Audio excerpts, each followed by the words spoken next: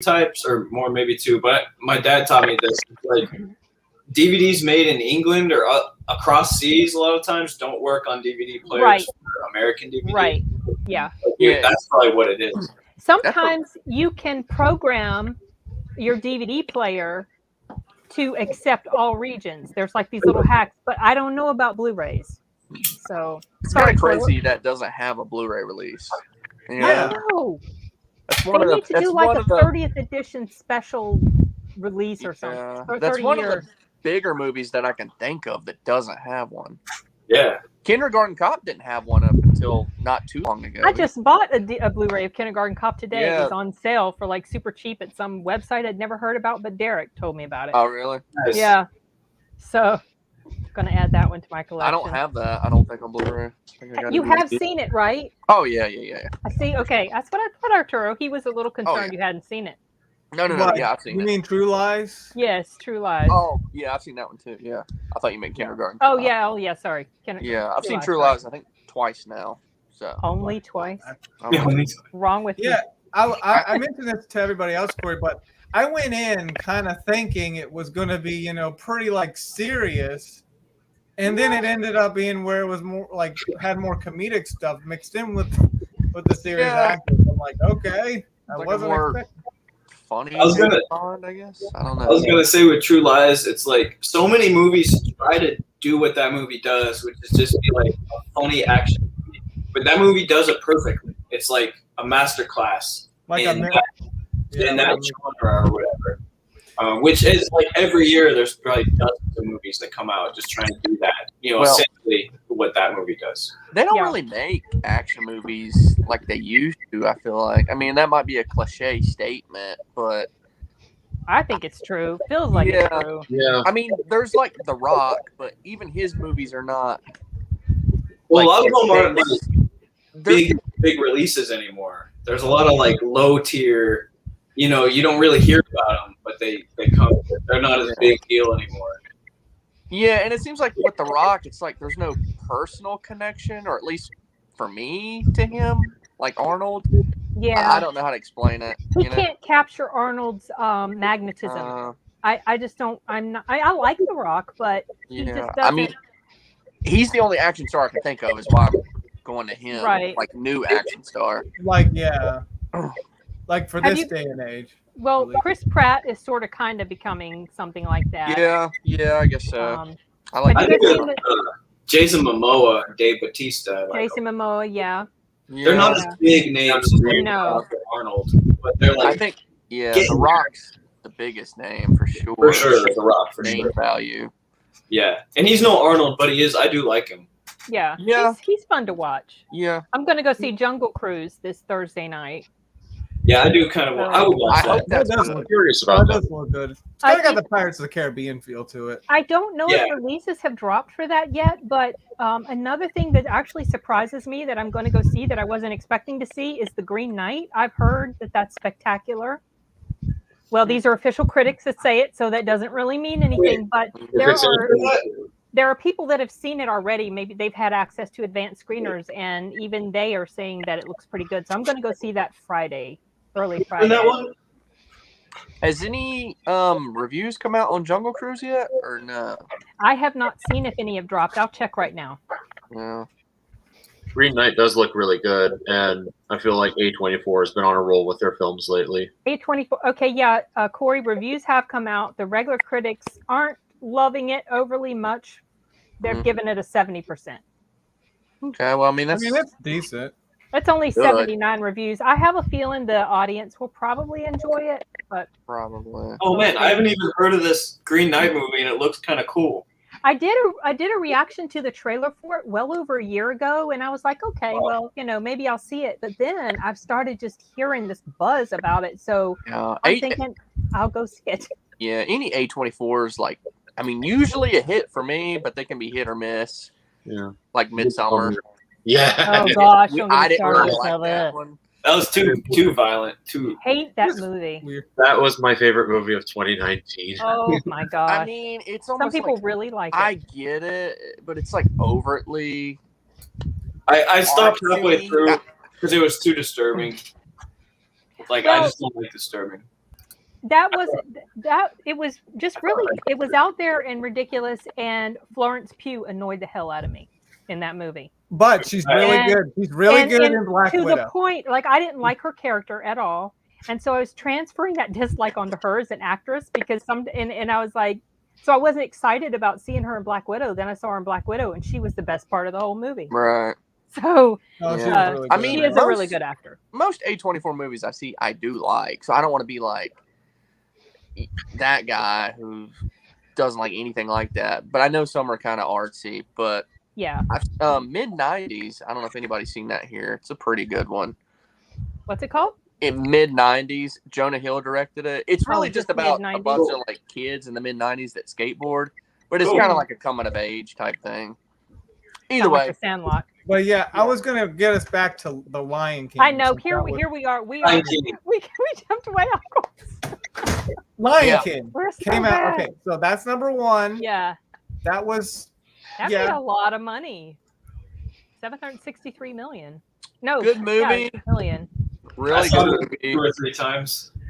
Not my favorite Disney movie, but I No, guess it's not probably mine the either. most popular Disney movie of all time. I mean, guess. like Lion King and Yes, Toy Chris, Story. I They're like kind of like my both favorite like animated. Well, okay, Lion King's like one of my favorite animated Disney movies, and then Toy Story would be my favorite 3D animated movie. It's definitely dark. It's got a really dark and sad tone. I have sad memories associated with The Lion King because I think the everybody first time, does. Yeah. Well, but not just that. The first time I saw it was actually not until like late February of 1995. I'd bought a new car and I came home and I was watching the VHS of it, and then it was just a few weeks after that Selena got killed. And for some reason, I have this memory in my brain because that happened to be the same night that she had this big Houston Astrodome concert, or like around that time that I watched The Lion King. And for some reason, like I always associate The Lion King with Selena's death. That is weird. So it's kind of a downer movie. What it is, but Disney. I wish they would more like darker tone animated movies now. Because if you go and look back, I mean, if you look throughout the years, Sleeping Beauty, Snow White, there's a lot of dark tone. The Lion King. I can't really think of many newer ones. Like, I like some new ones. Like, I love Moana. Frozen not so much, but it's not overly dark. And like The Princess and the Frog. Well, Coco is a little, but not. I mean, Coco is. Princess and the Frog. I did like the villain in there. I mean, it's not overly dark, but I thought it was a little dark near the end. Yeah, it was a little. Zootopia had some dark elements to it, I think. Like, I guess I'm just missing the good like villain, like where the villain's almost the biggest part of the movie. Yeah. And I don't know if Disney really cares to make villains anymore, but like maybe their villains are feeling more stereotypical. Right. I mean, you don't have villains actually individual and interesting, Well, like Pirates of the Scar in The Caribbean. Lion King. Well, Well, I mean, he's like talking about animated, I like thought. Scar, Jafar, you know, all these different. Yeah, there's been a lot of like, I think that's true. Yeah, there's I like a good villain too. There's been a lot of like. Sorry, go ahead.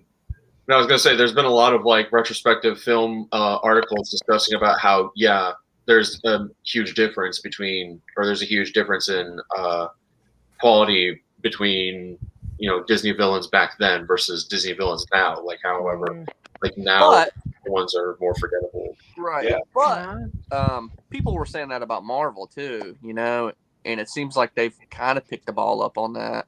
How they didn't really have great villains, but the films were great, Right. Yeah. Because I mean, before Thanos, I mean, who's the big villain? I don't. I'm trying to think of a really standout, interesting villain in a Marvel film. Not even Killmonger to me was all that amazing. No, I mean I saw that movie once, so I can't really. What about Loki? Red Skull. Loki. I can't remember the comic book villains in the movie though. Like who was iconic that they had? Like Red Skull was iconic. But yeah, the Marvel villains, I agree, they weren't very memorable. Anyway, we're getting back off topic. I know. Here we go. I want to say though about Lion King, because you mentioned Moana too. Lion King and Aladdin were like my favorite Disney movies forever because I saw them when I was like 8 and 9, and they were never topped until Moana came out. I watched that with my niece a few years ago, and Really good. that movie is that's the best Disney movie ever. But I put it right up there with Aladdin and Lion King. I think it's the best. It might be my favorite modern. Like, it's really good. But It is good, and the the songs are animation- so catchy. Like, I love that Yeah. song that The Rock sings. My Yeah. nephew is You're absolutely welcome. obsessed with Oh, that You're movie. welcome. Yeah. Yes. Ventura, Oh I my love gosh. Shiny by the crab. So Yeah. shiny.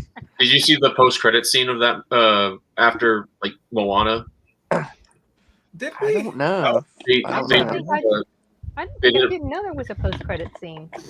there was, and it goes back to the crab, and he makes a reference. He's like, he's still like tipped over. He can't get back up. He's like, "Can somebody please help me?" I do remember that. Yeah, I do. Oh. Oh no, I'm sure that if I had a Jamaican accent and hung out with a mermaid, you'd probably help me. But no, Oh. that's okay, I understand. That dude, the dude who does the crab's voice is awesome. I forget his name, the New Zealand Yeah. guy. Mm. I love The that guy. voice acting in Disney movies is generally on point Oh, for the most Spanish. part. The Spanish. The Oh, Spanish. the dubs Spanish are really dubs good. are excellent. Like the Like Spanish Toy dub for Story, Toy definitely. Story is amazing. It's so good. They sound exactly like the original characters. And of course, Quality's because it's there. animated, it's because it's animated, you can't really notice that the lip flaps don't match completely with the word. Right. So it But works out really like, well. see, that's the thing. I feel like I should save this for 95. We're kind of jumping a year, but I watched the Toy Story Spanish version only from like, Yeah, that was the first only one he time. had for years. And I always remember they fit like that. The voice actors fit the characters really The well. songs are really good. Cambios extraños caen en mí. Yeah, it's really, really good. But Parents like speak Spanish growing up.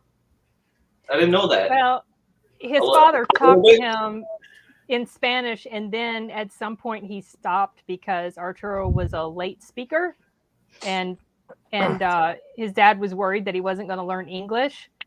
And we found out later that dyslexia can cause late speech, and so that was probably the primary reason. But by the time we learned this, my husband was too much out of the routine of speaking Spanish, so now Arturo has to try to learn it, and he's so upset about that. I forgot. Like your husband's from Mexico, so he's Spanish. So okay. Yeah. I was gonna point out like Lion King. I still think animation wise still holds up pretty well. Like I watched it on Blu-ray, like maybe 2 years ago, I think. And on the Blu-ray, you can kind of tell a little bit of age with some of the sketch, but it still looks like really nice. Yeah. Even now, I would think it's Yeah. really good animation. Yeah. And since we are in the 90s, I'm throwing up this documentary one more time, people. What is this again? The Oh, Waking that's Sleeping the one Beauty. you mentioned before. Yeah. Yeah. It feels like the time's right now, though. Now the second one for box office is Forrest Gump. which- Yes, that was I liked it. huge back in the day. I think I like that movie because, again, I apologize. So much of this is filtered from like a 10-year-old's perspective. Mhm. I'm trying to keep like my No need to adult, apologize. mature thoughts along with it. But like seeing that movie, I really liked how it showed all the past decades or like couple decades of American history, and you kind of get to feel like you get a little like look at some of those moments that you always hear about or always heard about. Like, kind of felt like you were there in some of those moments, and I just thought Forrest Gump was kind of likable. like it through his viewpoint. Yeah. Tom Hanks' character. Yeah, where I saw a video on YouTube where the scene where he shakes Kennedy's hand. LBJ. Kennedy too. Oh yeah. I don't remember if he shook LBJ's, but I remember he shook Kennedy's. Okay. Yeah, he's Uh-huh. like, I need to pee. He was just people love that movie. I'm not super crazy about it. The whole, like, I don't know what the right word is. The funny part is, like, all this massive history affects him, but it really doesn't phase him. Like, he has no idea. That's the whole funny part in this. Like, he's shaking Right. LBJ and JFK's hand, and he's got to pee. You know, he's like Yeah. going to the Olympics to play ping pong. He's in Vietnam. All this crazy stuff to a normal person would be like amazing. To him, it's just. Well, also he met Elvis at the beginning. Yeah, but he's also the one that taught Elvis how to dance. Yeah, I mean, you know, and he's the one that created that little smiley face thing, because when he wiped his face in the mud, it made the shape of the smiley face. That's some of that is cheesy now thinking back on. Yeah, it didn't seem cheesy then, but now it's like, oh, come on. Like, oh yeah, that's right. He had too many Dr. Peppers. That's why he had to pee. Oh yeah. Mm-hmm. Yeah, but pee. I God, really like that movie. Yeah, and it has some heavy scenes in it too. Yeah, some heavy silliness. Yeah, it's some depressingness. People are gonna hate me for saying this, but I have not seen that movie. No, you haven't. I have not. Your dad used to watch that film over and over and over and over. I got quite tired of it. Yes. I think it's watchable. I think it's not a must see, but I think you'd probably enjoy watching it. I don't know. I might say it's a must see, especially for this year. I mean, it's at least a quintessential part of the history of American cinema. Mm-hmm. It's good. Yeah, exactly. You got to see it. I mean, it's definitely worth a watch. Mm-hmm. You would probably enjoy it. I just don't know that you'd be super crazy about it. But I would like to pinpoint the historical parts in the movie. You would like the historical stuff about it. You know, he goes to the war and there's a lot of presidents. You get a little bit of war, which a little Vietnam and Chris says I think you need to stop streaming and go watch it right now. we'll still be here when you're done. It's like 2.5 hours. Yeah. Sorry, you can't do that, Chris. But I think it won the Oscar too, if I'm not mistaken. It might have. I think he won Best Actor for sure. Maybe not. I don't want to say for sure, but I know he got nominated. I'm pretty sure he won. I'm sorry to do this, but I have to step out for a bit. Okay. I'm sorry, but I will most likely be back soon. Be back with the top three. No problem. Just jump back in whenever you're ready. You've got the lead. I'm really sorry. No problem. Right, okay. Thank you. I'll be back. I'll be back. Now we've already talked about this. True Lies. I think somebody was saying something. I thought I heard somebody saying something. Was that Colin? Sorry, I was just Mom said life's like a box of chocolates. Oh yeah. That's you were quoting the movie. Yeah, I was going to say True Lies was number 3 in the box. Yes. It was number 3. Made quite a bit, but not even. I don't even. Maybe half of what The Lion King made. Yeah. Oh yeah, 94 was the year of Jim Carrey too. Yeah, he's got 2 movies in the box. 3 big films, really. Okay. Also, was in 94. What was the other one? Nope. Which one are we? He's got 2. Ace Ventura was 93, and it carried over. I think. Really? Or Ace Ventura 2. When you look it up, it comes out 94. Ace Ventura, The Mask. Some of those lists do overlap. Yeah, I found multiple. They're not all the same. He's got 2 movies in the box, like in the top 10 box. Okay, so number 4 is The Mask. Okay, so Ace Ventura came out in February of 94. That's what it says on Wikipedia. It didn't make the top 10, but if I'm not mistaken, that was the first one, right? That was the first Ace Ventura, The Mask, Dumb and Dumber, Ace Ventura 2. Yeah. Okay. And that's when I first noticed Jim Carrey was with Ace Ventura. Oh, yeah. Now, I had seen him before on In Living Color, but I didn't know who he was, so I didn't really People knew, notice him. but he became a superstar. Oh, yeah, I remember he was all over the place. It was a little bit too much Jim Carrey. A lot of 94 and 95. He was right on the... In all honesty, Corey, we never finished that movie. We were watching it 5-6 years ago. Which one? Ace Ventura. I can't even say the name. He had 3 movies in 94, then 2 movies in 95. Crazy. What were the 2 in 95? Cable Guy? That was 96. But he had Batman Forever. And Batman Forever. Yeah. Okay. Yeah. What was the other one? Ace Ventura 2. Oh, that came out the very next year? Mm-hmm. Really? Yeah.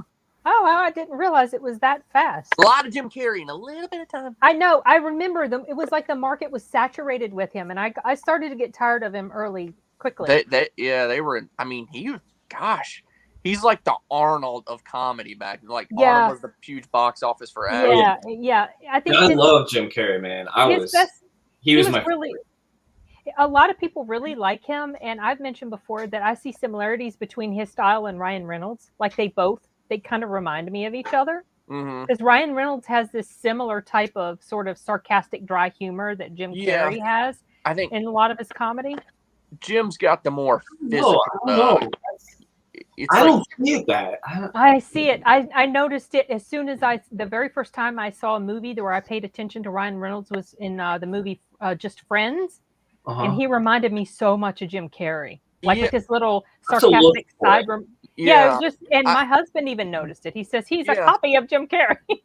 I get what you're saying, but it's like I feel like Carrey is just so much quicker and like he's more physical, like you say, too. Yeah, with the comedy. So, but I get what you're saying.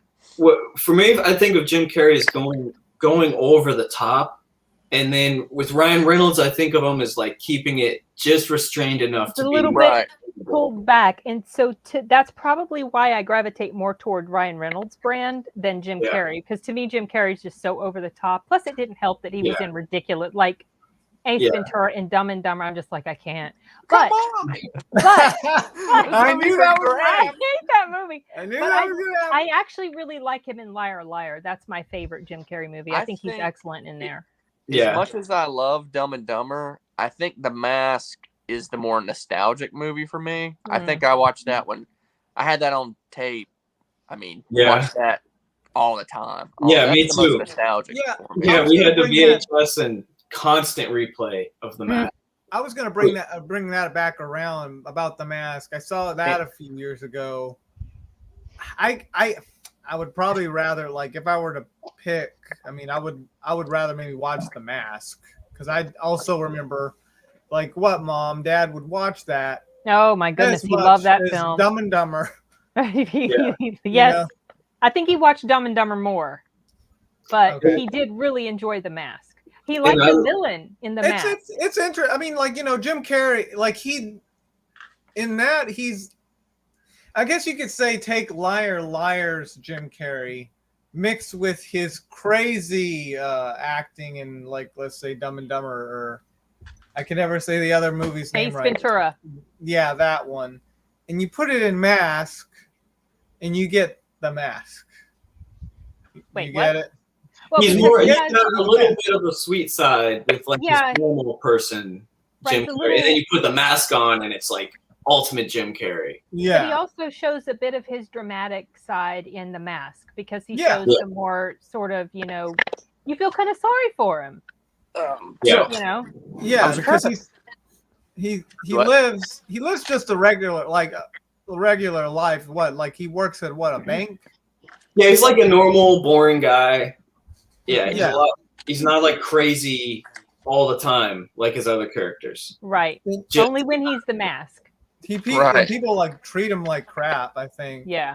Too. I was gonna say too, like at the time, like I was 9 in '94. I liked The Mask more, but then throughout the '90s, kind of from that point on, Dumb and Dumber was like my favorite movie for a while. I love that film. Into my teenage years, it was my favorite movie and one of my most watched movies. Because it's amazing. I mean, that's my God. Dumb and Dumber. It's just one of the best comedies, and I watched it so much. And I mean, I don't know what to say. I mean, I don't want to go on too much because Sin is you're triggering her. You're triggering her. I just gotta say, special props. That's got a special spot in my heart. That Dumb and Dumber. We got no jobs. Our pets' heads are falling off. Birds' heads are falling off. You're so stupid. That's the thing. That's why I called it. Okay, so I call it a dumb comedy, but it is well written. Okay, I understand. I get it. But when I say dumb comedy, I don't mean that it's poorly acted or it's poorly written. What I mean is it's juvenile. The characters are so stupid. It's very juvenile. They are so dumb. It's just over the top dumbness, and to me, it's just I can't. But I know it's got a huge fan base. I still think like there's so many quotes. I think the most I think about it you're saying there's a chance. Yeah. I always think of that. Like 1 in a million, you know. Yeah. Oh, so you're saying there's a chance. Oh my Yeah, god. besides The Samsonite, the luggage. Yes, yeah. Samsonite was way off. So besides The Mask, my dad would also watch Dumb and Dumber a lot. So when I was younger, I would see him watch that. And I remember some of the bad scenes where they accidentally give one of the bad guys the pills are good. The ulcer. They gave him the wrong. What did they do? What did spicy they do peppers or something, right? Or spicy sauce or peppers. It was some poison pills, though, wasn't it? Rat poison. Yeah. Yeah. Okay. Oh, that's right. What killed him? Yeah. They didn't give him. Yeah. They replaced his pills. Oh no. Jeez. It's okay, Glenn. It's all right. But no, I was going to show you, going back to The Mask. I have a magazine here somewhere, but I don't. I thought it was this one, but this is actually nice right here. But I remember Adventures. So there was supposed to be, you might already know this, a Mask #2 to come out. Yeah. And there's I have a magazine with the actual advertisement for it, win a chance to be an extra in The Mask 2 or something. Oh wow. And it just never happened. Well, they did make a Mask 2, but it wasn't a Jim Carrey movie. But this one was supposed to be the year after with Jim Carrey or sometime soon. I wonder why it didn't work out. What happened? I wish I had that magazine. Too much to do, probably. Maybe. Probably had so many offers. Yeah. Yeah, we definitely have the DVD. We've got Dumb and Dumber. Yeah, I don't know where that thing's. I had a magazine, but it looks like he made all that money and wanted to rent. Like he did Man in the Moon and Truman Show. Because I tracked Jim Carrey's career. He was my favorite. So I can still remember all these movies he did for a while. I stopped caring after a while, but yeah, he did Truman Show and. Then I feel like he had the comeback with Bruce Almighty, which was pretty good. Mm-hmm. But nothing's topped that 94 run. Yeah, 94. I don't think he few comedians have ever had a run like he did in '94. Yeah, he was on top. Yeah, I think when he tried to branch out into dramatic roles, it didn't seem to work very well because I think by then he was so typecast. He is an excellent dramatic actor. He is good. Yeah. But I think people just didn't. And now when he tries to get back into comedy, it's not quite. I don't know if it's that it's just his style has worn off. Well, I think he did fine in Sonic. He's so over the top physical to where at his age maybe it just doesn't mesh. I don't know. As part of it too, it's one of those things I feel like you can't recapture certain things. Like in '94, no one was doing that. And it was new, and everyone liked it. He can't keep doing that every year or whatever, going back to it. We've all, at this point, everyone's kind of numb to that kind of. We've all seen so much stuff, over-the-top comedy and ridiculous stuff. So it's kind of he just had that. It was his moment. He had that thing no one else was doing or had really done before. And he was really good at it. Yeah. I thought The Truman Show was good. I did like The Truman Show. That was sad. I liked it. Yeah. It was sad.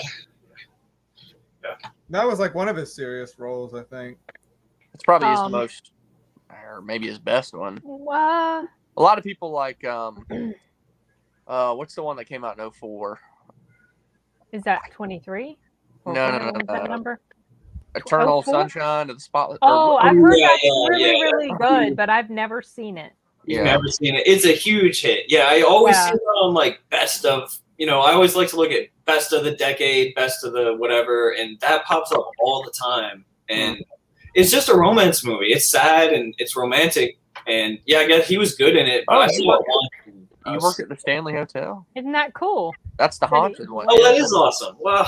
Oh, is that the haunted hotel? That's what the dining was kind of. Yeah, I saw this little mini documentary about that. It's really interesting. Oh, that's cool. I did not. Oh, wait. And Jim Carrey actually stayed there and I think he left the building because he got scared or something. Right, there was something I had completely forgotten about that until Glenn brought this up. But yeah, that they had filmed there, and that he had stayed there, and there was some wonky stuff happening, according to the people that worked on the film. Haunted? It's got a history, I guess. So. Oh, that's funny. But wow, it's a cool hotel. Yeah. Yeah, that's awesome. Interesting. So number 5 in the box office is Speed. With Great movie. I love that movie. I like That's Speed. good. Yeah. That was so much fun. I just watched that again like last week, I think. Oh, really? So good. I mean, I've seen it before, but yeah. I mean, it is the quintessential action movie. You know, it's just great action movie. Yeah. I remember the first time I saw that, Corey, was at Deanna's house. Yeah. Okay. It was New Year's Eve when we'd seen it. We went to that little rental store up the road, Yeah. and we watched it, and I was not prepared for how excellent that movie was. I just it was like almost formulaic how good it is as an action movie. Mm-hmm. Yeah. And I like Keanu Reeves. Like, I know he's not a great actor, but he's just like, I like his charisma or what. He doesn't have he's a weird, very subdued charisma. Yeah. And I guess now I don't pay that much attention. He's had a resurgence. I've seen like Keanu. People are all into him now, but for a long time he was like the butt of the joke. And but I like him. Like, I think he's not Owen Wilson level likable for me, but I feel like that guy. I wish he'd be like a cool friend. Like, I guess there's something about him that seems really genuine and not big-headed at all. I have always liked him. The very first time I saw him was in a movie in the 80s called Dream to Believe. It was a gymnastics movie, and he was the love interest. He was quite young at the time, probably a teen. I've not seen it, but I never forgot him. And then I've just been aware of him for a long, long time, and I've always liked him, even though, like you said, he's not really the best actor. He really isn't, but there's something about him that's so charming. I never really put it that, but he seems humble. Like, he doesn't seem big-headed or arrogant in any of his movies. That's what I like about him. Yeah. I would like to, if I had to pick between which actor to actually speak to, I would talk to him. He's almost more popular now than I feel like he was then. I feel with John Wick and the latest generations really the cyberpunk game and everything, and when we went to that game show or whatever, that went over really. Oh yeah, like, you're breathtaking. Yeah, you're all breathtaking. Did you see the video of when something happened with like a flight or some sort of weird thing happened with the flight that he had been on, and it got diverted, and so it was either they had to wait there for the next one or they had to drive to somewhere, and he was just there on a plane with just like a regular plane with regular people. And so they all got in the car and they're driving to wherever it was they needed to go. And he's like looking up information on his phone and reading them bits of trivia and facts about the area. It was so cool. It was the neatest thing. He was just like a normal dude. Yeah. So. I heard that Marvel actually reached out to him for a role, and some people were speculating he might play Johnny Blaze as Ghost Rider, possibly. But I could see him doing that. Yeah, I could see. He could be a good, cool Ghost Rider, and he likes motorcycles, from what I've heard. Yes, and he had a wreck on a motorcycle that did him some serious damage, and now he's got this long scar on his abdomen because of that. Damn. Yeah, he's had it for years. I always think of that trailer for that movie Chain Reaction, like 97, where it's like a shock. He's on a motorcycle and a shockwave is chasing him. And I would ride my bike and pretend I was Keanu Reeves in the shockwave. I forgot all about that movie. It was a forgettable movie, but that trailer and that scene stuck in my head for that reason. My one issue with Speed, and it's only just one, but there's that moment where bus. There's got to be a joke, Glenn. Speed's not good enough for you? That's funny. Well, sorry, Arturo, what's your issue? It's just when the bus was able to go through, when it jumped to jump to the other side. Jump the bridge. Yeah. That cannot really happen. I don't think. Especially when it was like that. I mean, it wasn't like that. Yeah. Like that can't. That's my only gripe with it. It's like that cannot happen. But right. At that point of the movie, they're like, if they're not on board by now, they're like. They're either with us or they're not. Your disbelief for a little bit. Yeah. But other than that, it is a great movie, I'll say. Oh yeah. It's like we can get away with this because the rest of the movie's great. So you know what's kind of funny too is thinking of the violence in these movies and how as a kid and a young person it was like almost shocking, not maybe shocking, but memorable to me. Like Jurassic Park with the fake arm was memorable, and in Speed when the dude gets decapitated Yeah. Like, Yeah. whoa, that was crazy. Right. And that, Right. like, that kind of stuff now, if I saw it in a movie, I wouldn't remember it the next day that I saw it. But just in the night, so yeah, a lot of these movies I saw, the violent imagery sticks with me. Not that it was particularly That's how I totally felt. awful. Yeah, that's how I felt about True Lies. Some of the scenes that it showed, like blood, I was kind of When you were a sensitive to kid. blood when I was Yeah. younger. Yeah, as a kid. Like it was the scene when they're in that roadway in the water, in the bridge that's in the water, and they're fighting in the car, and the girl accidentally shoots the driver in the head. Oh yeah. I remember that scene was like, oh. Yeah. This makes me Blood. think of another scene from another movie that is in '94. What's that? Pulp Fiction. Oh, this is Pulp sure. Fiction's year. Whenever didn't know whenever that. I haven't looked ahead enough. I mean, I don't want to give a spoiler. I don't know who's seen it and who hasn't seen it. So Seen it a bunch. Oh yeah, that wait, scene. have you That's still 'cause not? Oh yeah. Whenever he's Remember, turned her. we watched it. We watched Yep, it. that's over right. there. Yeah, That's we right. saw it. Yeah, that scene. That's Kind of similar. Yeah. That's right. Anyways, but yeah, '94. Good year. Yeah, Pulp Fiction was good. It was well done. It kind of like jumped around in the timeline a little bit. Oh yeah. Wait, real quick while I'm thinking about it before I forget, I'm looking at the top 10. So I'm going to do Colin's top 10 kids movies in the box office. Oh yeah, because there's some kids movies here. Lion King #1, The Mask #4. Pretty much kids. Yeah, pretty much Yeah, kids. I think it's cartoony. I mean, it's got some stuff in it, a little bit. There's a few scenes like Sorry, wrong pocket. that are like maybe not for kids, but mostly. The You- Flintstones, yeah. Not a non-kids item. pretty The much. Flintstones surprised me that it was in the top 10.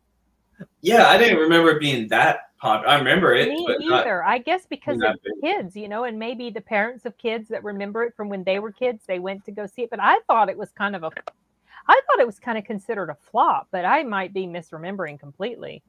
Yeah, I just don't remember it being a hit. I don't remember it being Yeah. a The Mask or No, Like, it just Flintstones. came and went, kind of. oh yeah. Oh, But that the Flintstones. movie, Yeah. I saw Yes. glimpses of that movie. that's another movie that's like heavily marketed. If It was so marketed, and then just like no one talked about it. Boys 6 and months later. Yeah. McDonald's and like Yeah. Yeah. I remember that. I remember the marketing for sure. Like I in the like- grocery too. stores. it's and- like Dick Tracy, heavily marketed. Wasn't that good? No. And yet it ended up being I thought that But- I had a memory of it not being. But the Flintstones better than Dick Tracy for sure. Is it really? Yeah, it's better than that. I mean, I it's think- not horrible. It's Ooh. It was an all right movie for a kids it's movie. good. Like John Goodman's really cool. Like it's not bad, but it's not. Not bad. You know. Could have been better. Yeah. Yeah. So three kids movies in the top 10. Yeah. And just a lot of movies aren't even like for kids. A lot of R-rated movies and movies not for kids at all. Like Is Yes, it was in the top 10. Surprisingly, Oh, it was man. number 6. Forrest Gump and Lion King, really like twice as much as the number True Lies and Below got Yeah, I know there was. you got but- it. Lion King. I mean, Disney was like on that roll of like upward, and then when you got the soundtrack Right. to that and everything, that's probably their magnum opus. Their big. Because I guarantee you, after Lion King, it goes downward. Because next year's Pocahontas, and that was. Lion King was peak Yeah. Disney. Yeah. Yeah. It never quite I got love that. Pocahontas, but we'll get to that next year. So, Yeah. That's right. Yeah. You do like Pocahontas. Yeah, You did a review of it, didn't you, on your channel? I might have. I thought you did, I might have. or something. Yeah, or I definitely talked about it at some point. Yeah, love that movie. That was 94. Leon the Professional. Is Shawshank Redemption? Is that Yeah, it? that's 94. Yeah, it's a big one. Yeah. Oh yeah, I saw bits of that when we were in Washington D.C. that trip. Bits. That's a movie you Bits don't and watch pieces. bits of. That's in it. Yeah, Yeah. Timothy's favorite movie. Timothy and Matt were watching it. It's amazing. A lot of people like it. You don't watch bits of that? I don't like Shawshank Redemption. I saw Oh. it once, and that was like, I'm good, no more. Oh, But mean, you I- know what? Two, it's a Why? once is enough, but it's definitely you should Yeah. watch it once. I think it's almost like it's referenced so much. It's really good story, but it is a little too serious. It was freaking depressing, and It's I depressing. don't like jail movies. So Yeah, I get it that. had that against it, but the acting was great. The writing was good. It's all the technical stuff The was score. fine. It's just I Really good don't score. mesh well with films like that. It has really not a reflection on the quality of the film itself. Right, just personal. I get Yeah. you. Because I'm similar with, like, I don't like to go be in that place, you know? It's like a sad place to be. So I like to see the story, but then I don't want to go back, you know? I was just like that Right. old man, you know, when he got out of prison. I was like, oh, I know. Well, I know what I'm not happened in that scene. You know what where- happened to him? I was just, Yeah. and you know what? This is what annoyed me. My dad had seen it already. And so the first time I watched it, my husband and I, we watched it together with mom and dad or my dad or whatever. And so when the scene was getting ready to happen, I'm like, oh, he's probably going to do such and such, you know, he's going to do this thing I predicted. And my dad was like, yeah, it makes you think that, doesn't it? Because so when he said that, I'm thinking, oh, okay, he doesn't do it. He's going to be okay. And then he did it. And I'm like, dude. Thank you. How Nice. dare you do that You to have me? you have a lot of problem with your parents in movies, like Halloween, like this. Have you? Yeah. Is there like something there? Yeah, like what's going on there? I know No. this is a promotion for He Said, She Said. Just watch your Yes, it parents is. gossip He about said, stuff. she said, oh my God. Shameless plug. Shameless plug. Okay. In case you don't know, Colin, he What? said, she said, okay, so this reference that Arturo said, he said, she Yeah. said, it's a show that he has on his channel where he has always been quite fascinated by the bickering that goes on between my parents, like the funny sort of like just back and forth verbal bickering. Yeah. And so they used to do, my dad used to do homeschool classes with my kids. And so Arturo started recording Cool. what they were saying. And then he started filming the stuff that they were saying. And so then he made it into a series showing them bickering and like this, just different little verbal sort of battles. And it's Okay, I so might good. have to watch one. I like Yeah. that. You want to see what my folks are like? Yeah. That's funny. Old it's couples kinda- are entertaining. It's Yeah, kinda my funny. trailer for the show. The trailer was was funny. The trailer was pretty funny because you had that clip about mom saying, well, he had to go back in the house because he had diarrhea. yeah. That's Oh, on I love it. Arturo's channel, right? Yeah, Arturo's channel. Cool. I'll check that out. Oh, it's my parents. They're hamming it up for the The camera. production value. Yeah. Yeah, right. Okay, so what else? So of course, after the Flintstones was Dumb and Dumber, Yeah, which which we we knew that also was in the talked which about. we've talked about, and then Big gulp, huh? All right. That's another one. Big gulp. What is? what's that? In Dumb and Dumber, I love that quote where he's just like, big gulp, huh? All right. Catch you later. Gulps. Yeah. Are these yours?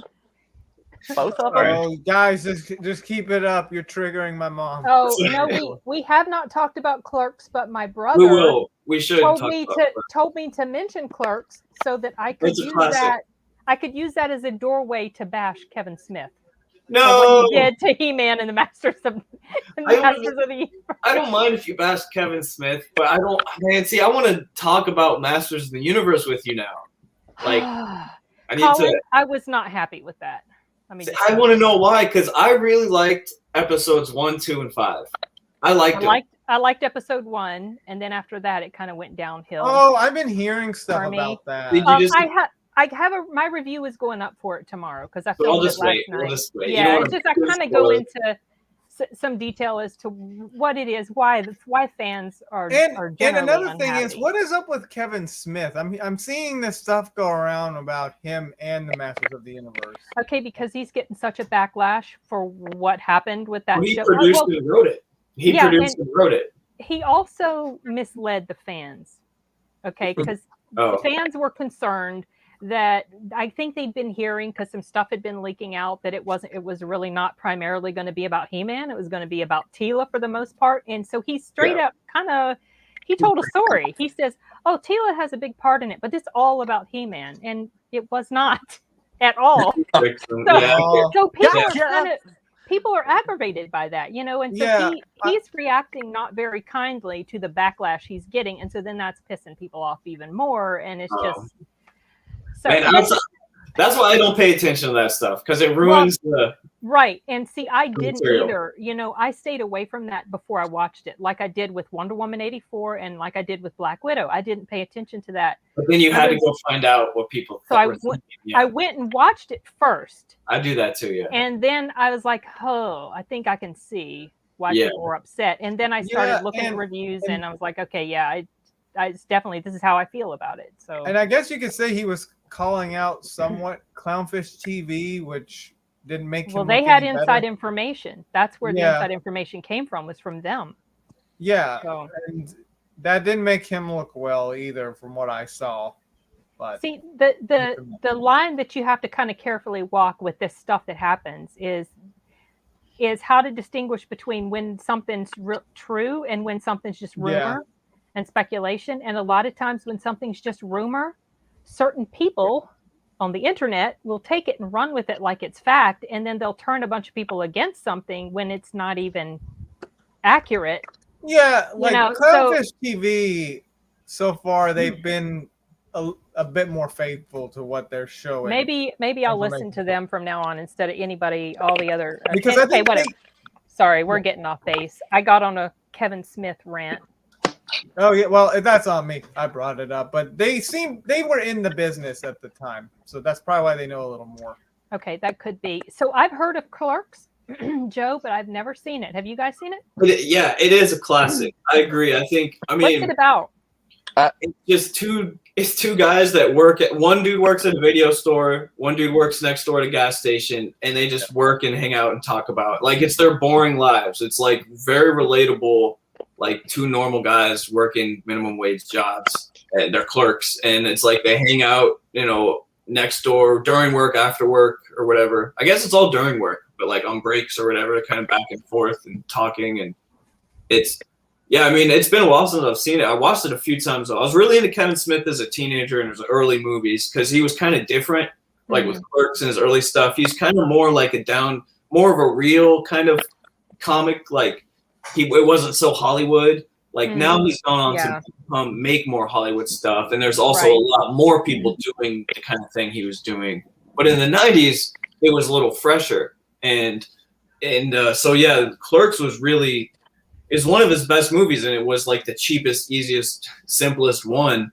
And yeah, just stuff like they're playing like street hockey or like on the roof. I think they play on the roof, or maybe. So it's like slice of life.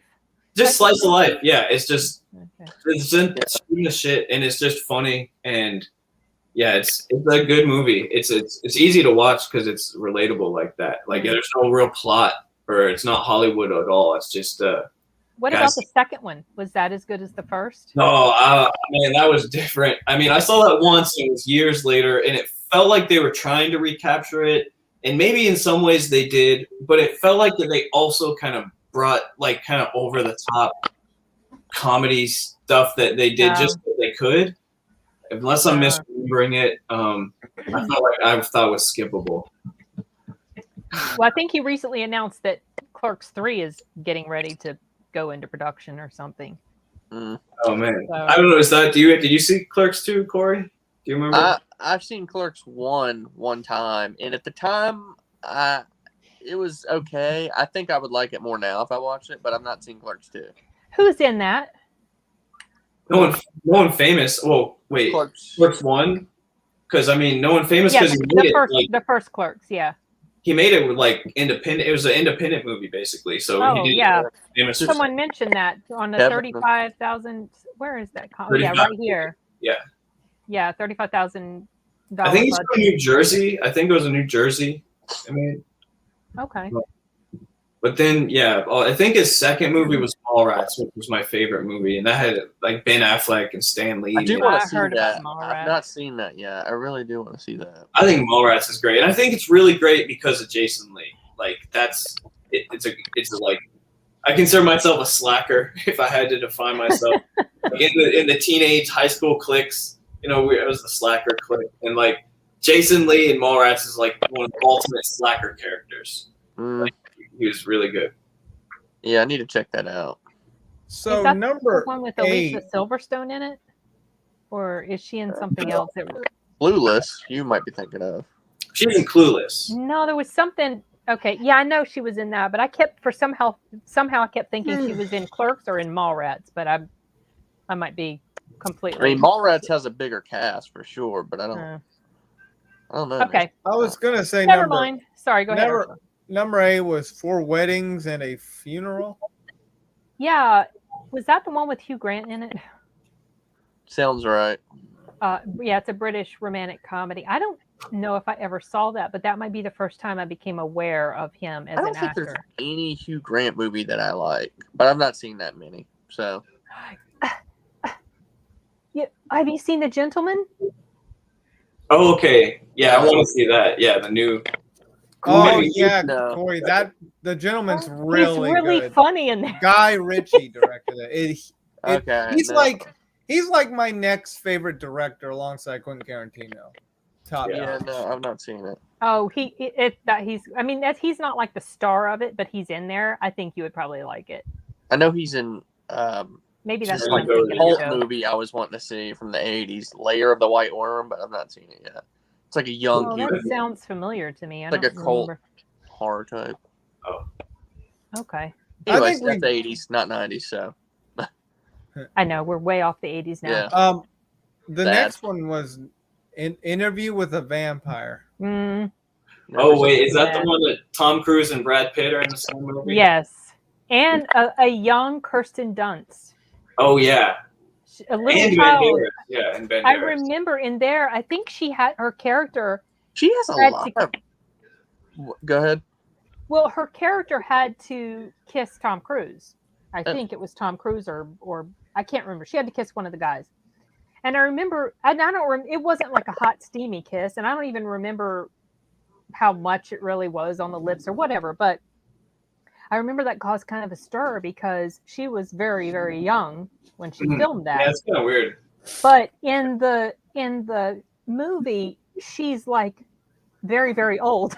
She's just a vampire. She's a vampire, and so she's what? She's so, hundreds and many decades years old. She's just trapped in a child's body. She even mentions something about that. I think her character does about being trapped. She's like she's got all these adult desires and wants, but she's in this little child's body, Right. so nobody can look at her that way. Yeah. I didn't realize how many kids roles she had throughout the 90s. If you, I mean, I don't know if I want to get to them yet, but she's got quite a few. There's only 2 that I thought I knew of. With this one, and then also, oh wait, she was in Small Soldiers, right? Yeah. And was she in Jumanji? Yeah.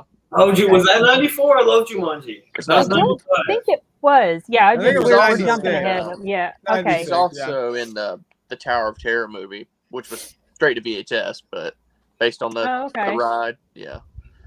I think it's her and like Steve Gutenberg. Baby, I think I saw that a long time Baby, ago. stay out now. I think that was a Is the straight to interview Disney with Channel movie. Might have been. Was this movie actually good, Mom? The Interview with a Vampire?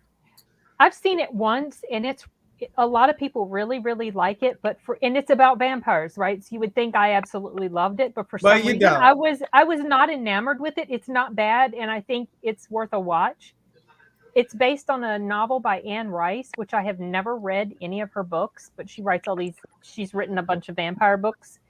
And I don't know why I never clicked with it. It's weird. Maybe because it's not super action packed. It's more of a character drama.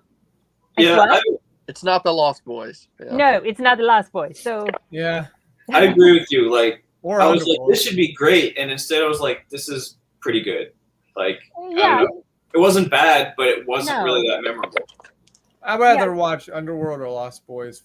See, those are definitely the better vampire movies to me. But Or Fright Night. It kind Or of Blade. Blade. Okay. I forgot Okay, Blade. so you know that movie Near Dark that we've talked about before, Corey? Mm-hmm. Kind of a little. It's like vampires. It's like a vampire movie, but it's more subdued and not super actiony. Right. And still not I seen like Near Dark, but it's not like, oh, I love it. Kind of like I Not like like one you Interview can with the rewatch. Vampire, but Yeah. it's just not- exactly. Not as rewatchable and fun. Yeah. That.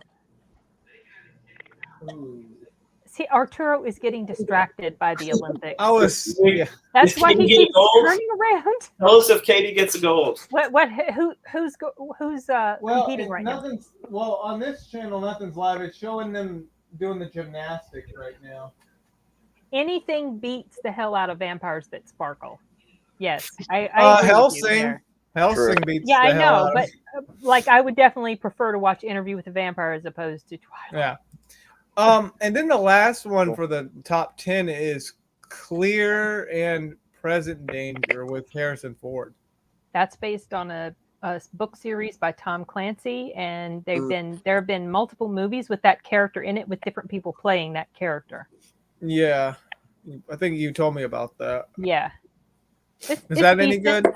Yeah, it's your typical. Have you seen it, you guys? Yeah, I haven't seen it, but yeah, I've seen it. I think it's the second. Okay, so the very first movie that came out with that character in it, and I didn't know it was that character, was The Hunt for Red October. And Alec Baldwin played the character of that Harrison Ford plays. Yeah, I didn't either. I didn't realize it either. And then, what was the first one that came out? Was this the first one, or was the first one before? Well, Red was In the Line of Fire one of them? Was that one? Oh no, you're thinking about the Clint Eastwood. Okay, no, I forgot. Yeah, I know what you were talking about, but I don't remember. Okay, Patriot. So then Patriot Games came out with Harrison Ford, and then Clear. Then you won with Ben Affleck.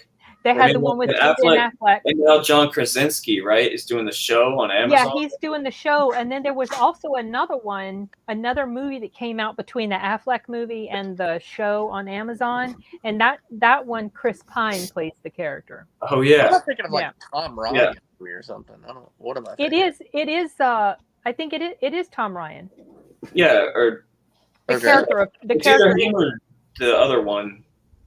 Yeah, I think it is Tom Ryan. It is, yeah. Or John or Tom? What is it? Hold on. Tom, I think Tom. No, Jack. Jack Ryan. Yeah, Jack Ryan. Tom. Yeah, that's the name of the dude, right? Is it? Yeah, his character. Is it Tom Clancy? No, Tom Clancy Rainbow Six. Tom Clancy is the writer. So many names. And he did Clancy, which what's his name? Okay. Michael B. Jordan recently was in an Amazon Prime movie about one of the characters in that universe. Right. Okay. Yeah. Yeah. I've never read any of his books. There's a lot of names. I know. Oh my god! I'm looking at this. 94 has so many movies. Like I already feel like I got a top 3 locked in. I've definitely got a top 3 locked in. There is one recent one that I saw from 94, and that's The Crow. Yeah, you saw it when Timothy was here. I thought that was 93. It was 90. It was no, I believe it was 94. It came out in 94. What month? I'm trying to look for it. Actually, I'm looking. I found it. Hold on, May. It came out in May, and it was a little bit more than a year after he died. Oh. Because after he died, I think it was kind of up in the air as to whether they were going to be able to finish the movie, because they were almost done, but not quite. So they were able to. They did do like a. They were able in some scenes to put his face on a stunt guy's body. Right. In some scenes, plus there was a lot of that movie was in shadow. Right. So it ended up coming out, and surprisingly, it was quite well received. I didn't expect that it would be well received. I think it was good. It was good. Man, the best really scene dark in and that depressing. movie. The best scene in that movie, the most badass scene, is when he goes to that place and he just starts shooting it up. So awesome. Was that the end? Near the end, yeah. He just starts shooting the bad guys. Oh, well, I mean, there's always going to be a showdown in movies like this. Man, but your mom was kind of like very like about the movie when we were watching it. Were you there? And she was reacting to it a little bit. Oh, my mom. Oh, really? Oh, like the scene where I thought you were talking about Lisa at first. I was like, what? No. Your mom, like, yeah. You were it was that kind of scene where the needles are sticking out somebody's body. Oh, okay. There was that scene. Well, you know how mom is. She does like all that. Why do you stuff. watch these sort of movies? I'm like, It's I'm just being funny wrong. because her taste in films has changed. Even though My they watched dad- Halloween, you know, Halloween and the Terminator. Terminator, they saw the Terminator before I did. They came back from wherever they'd seen it from. They'd gone out of town and they'd been in a hotel and it was on TV and they were telling me all about it and how good it was. And now, if they would sit down and watch it now, they'd be like, "Oh, this is awful. This is too violent." They were like in their 40s when they were in. guys They were the even ones saw a that told me werewolf about it. movie. They took you when you were 5 Yeah, years they old would to a take me to werewolf theaters movie. to see movies that were highly inappropriate for a young child to See, see. like this is why we got to get your mom to sit down and watch the whole MCU movies. She's not going to want to do that. I'm telling Well, we you. got to do it. We got to do it. Not happening. But yeah, like she was reacting to that. Shadow. Well, it's rated R for a reason. Yes, It's very exactly. noirish too. It the is. movie. Mm-hmm. I wouldn't kind of like mind that. rewatching The Shadow. You know, I don't know if I ever saw that movie. I think it was Will, was really into this movie for some reason when he was little. Really? Yeah, I don't know. I mean, at the time I liked it. I kind of want to rewatch it. Tim Curry's in it, so that's always a plus. Oh, Tim Curry. yeah. I just watched the Congo on Netflix. We'll have to talk about next year, 95. Wait, Tim was Congo Curry's- 95? Wow. Pretty sure. That Yeah. long I ago. think it is. Yeah, I think it is. Beverly Hills Cop 3 came out this year. Yeah, I think Timothy told me that. He reminded me of that. Huh. Well, I haven't seen any of the Beverly Hills Cop movies, sadly. I never did either. Yeah. You're A lot missing of them out. I was too young for a lot of stuff, and then it was like I was gonna say with The Crow. I was too young at the time, and then when I went back, I felt like I was too old. Like it felt dated a little bit. Maybe that's just me. But you gotta have that nostalgia. Yeah. To watch it for the nostalgia. Yeah, it did inspire Sting. Yeah, he's talking about The Crow, right? I think I thought I said something about that, but I don't know why I would have said Maybe Yeah, I it did remember Sting. when I saw Sting, he reminded me of The Crow. Yeah. I used to get those confused. Like, why are they the same? Gosh. Mm. That's when wrestling was awesome then. Oh my lord. It's funny because Sting was like, not to get too off topic, but like WCW had like all these bad guys within it, and they would come in and like take over the show. And Sting would be like up in the rafters with a baseball bat and just come down. And he would like bring order to everything. Like he was bringing order to everybody. That's funny. Yeah, great stuff. That's funny. But yeah. Then there was a Disney movie, or Walt Disney Pictures, The Santa Claus with Tim Allen. Tim Allen. You like that that? was 94. My gosh. That was a popular VHS at our house. Tim Allen. Tim Allen, made that. That's love that one. It's hard to believe it's that old. I think we were replaying that movie at our theater when we opened up. Oh, I'm just gonna throw Tim one out. Allen had 94. Oh, so there was a. Oh, sorry. Go ahead, Colin. Sorry, I'm looking at this list. I'm on number 200 on IMDb, so I'm like, I'll throw this out because I'll forget. Because I forgot about this movie even exists. But Radioland Murders was a fun movie. It's like a comedic. It's like a mystery crime comedy, and takes place in like the 20s or 30s at like a radio station. Yeah. It's a fun movie. It's like there's a murders going on at this radio station during a big broadcast, and they're trying to figure out what it is, and it's really funny and different. And I just seen that, like I would watch that if I would watch that movie today. I think I may have seen that a long time ago. Completely forgot about it. Is that kind of like Clue, similar to style to Clue? In tone, I guess. Yeah, that would be one of the closer comparisons. Okay. Yeah. Mm-hmm. Huh.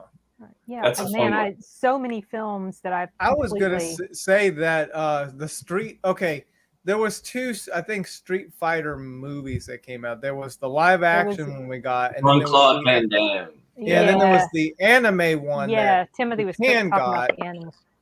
But I never saw the anime. I heard our movie version wasn't that great. The anime version was better. I really like the movie version, but again, it's through the specter of like a 9-year-old. I was like, they did a good job on this. Like, Yeah, because when you're a kid, you know, you don't. But Yeah, I Yeah. want to see the anime version because I've heard it's not it. good. Tim said it was good. He liked it. The So, live yeah, action Tim- or the anime one? the anime version. He was talking to me about that today. He's been telling me about Fatal Fury, the anime, which I would like to watch. He's watched all that good stuff from the 90s. But yeah, those two came out this year. And then there was the Jungle Book, I think, live action version. I think that was the one that had Jason Scott Lee in it. Yeah. I think that's his name, the guy who played Bruce Lee in the Dragon movie the year before. And also Lena Headey played. really? Yeah, Young Lena Headey? that was the first time I saw her. And I didn't, like, it didn't stick with me who she was. Like, I didn't really like, but I remember her in there. Wow. I've had that movie like on VHS forever, and I remember having it, but I don't remember watching it that much as a kid. It's So I don't kinda know. cute. I like the scenes where she's teaching him stuff, you know, to try to civilize him and everything and teach him how to write and all that stuff. I don't want to forget to mention Wes Craven's New Nightmare. Oh yeah. Came out in 94. Freddy Krueger, yeah. I like That that was- movie. Really good. Have you seen that, Colin? I never did. I never went back. Well, some of them I have. I never went back to a lot of these old horror movies because, again, I was too young. And then when I became like, whatever, 18, 17, I felt like, oh, that's too cheesy now. I'm too old for even at like 18, felt like. It's not, I didn't have high hopes for it, but I saw it a few years ago. And yes, Chris, I know I do. I put her up there. What? She was trying to crawl in a place I didn't want her to go, so I put her up on my shoulder to get her out of the way. Yeah, it's not bad. Do you know the premise? I mean, all I know is that the first Freddy Krueger movie? No, the first Freddy Krueger movie was Nightmare on Elm Street back in 1984, right, Corey? That's what I was thinking, right? Like 10 years after that. Then they had multiple ones, Right, and they're right. not. The They're 80s, not. right. I knew it wasn't. Okay, I was pretty sure it wasn't. So this one's cool. This one is basically it. You should give it a try. I This would one give is it. basically. So what it is like? Kind of want to rewatch that. Yeah. It's. I know he haunts people's nightmares. I mean, it's been referenced. Yeah, he does. But in this one, they take a really cool twist. It's that Freddy becomes real in the lives of the actors that acted in the movie. So they're playing themselves. Whoa! Like, okay. Yeah. So like Nancy, the girl Nancy, what was her name? What was her character's name? Yeah, Nancy. Yeah. Nancy. From The the actress Heather Langenkamp is her name. Yeah. So she plays herself. Wes Craven is in there. Wes Craven plays himself. Nice. Freddie. Robert Freddie. Englund. Robert Englund plays himself. That sounds cool. Yeah, Yeah. but the premise was I was not expecting that at all. And yeah, I we was were very kinda- pleasantly surprised. I would say you need to at least watch the first one before you do watch that one. Yeah, Have like you seen? Yeah, watch the first one for sure. Okay, I will. first I one will. and then that. Yeah, You'll like see those, a I young haven't Johnny seen Depp the in there. He Nice. That might have been his first movie. Was that his first? Yeah. Nightmare on I Elm think Street? so. Yeah. I did. A lot I of kept people- that. I got a link from someone so I could watch some of those movies. But I've just been distracted with games because I'm starting to build a list of like last week. I remember at least Demolition Man's on there. Oh yeah. And I'm gonna throw on New Nightmare and some of the other ones we talk about. I'm starting to build a list of Things to check out. I just got to beat these games though. I got to beat Mario. But yeah, I would definitely watch the first Nightmare on Elm Street. I'll And do then that. jump And if to you the- like because that, definitely watch the others. But Yeah, I like The horror. others- Halloween. I watch the new Halloween a lot too. I'm so excited for that. yeah, Me the too. others like So, so excited the for that first movie. Nightmare on Elm Street is a good film and a good slasher. Yeah, But I actually like 2 for something like it's cheesy and it's not good, but it's a great like 80s fun slasher. A lot of the You bad always 80s. quote that. horror Yeah, you always movies get a were kick out of that one good. scene with Freddy Oh Krueger. my gosh, that scene is hilarious at the pool. Help yourself, ever. A lot of people like 3. That was critically received well, but I actually would rather rewatch 2. I don't know what it is, but I haven't seen the others. and then I've only seen the first one, and then the one that we just talked about that came out this year. yeah, New Nightmare. Yeah. yeah. I mean, 2. It's true. What's that, Colin? Sorry, the Street Fighter comment is true. I agree. It's super weird and it's compellingly weird. We should have just gotten the anime. Not Is that Super the one- Mario Bros. Live action level. Is which that the one with Raul level. Julia in it? Yes, I think it was his last movie. Yeah, and I remember when I saw him in that He played in movie, Vice. I was very concerned about him because he looked He terrible. looked gaunt. Yeah. And I was like, something's wrong with him. And it wasn't long after that he died. And that made me really sad because I liked him as Who? an actor. Raul Julia. He played Mr. Adams. He played in the Addams Family. That's how I know him. And he's an older, more famous actor. He will always be my favorite rendition of Gomez. Gomez. Yeah. He was really good. He was really good. He also played in The Rookie, which was that Clint Eastwood movie that I told you about where he was assaulted by a female. Oh yeah. That way. Yeah, he was the main bad guy in The Rookie. Huh. So that was a real surprise when he passed away. You should check it out, Chris. It's pretty decent. It's surprisingly good. To me anyway. It Yeah, does I seem know. like- We were talking about that last. Kind of We were like talking about that last Scream. time. Kind of like how Scream was kind of like the 90s horror, like kind of a commentary on horror while it was doing a horror movie. It was Yes, also exactly. it sounds kind of reminds me of that where I like, It's like I like Scream. it was self-aware. Yeah. It was that was well done too. That's a fun series. I'm actually looking forward to the next one that's coming up. Oh, because he did Scream as well, didn't he? Wes Craven. Duh. Yeah. Yeah, that's right. He did. That's cool. Corey, what's going on? I don't know what happened. Is it your internet again or Probably. your phone? Oh, It's the internet, yeah. Where'd Arturo go? He probably turned it off. He probably doesn't want us to see how much he's looking at the Olympics while we're having this live. No, I have. It No. frustrates.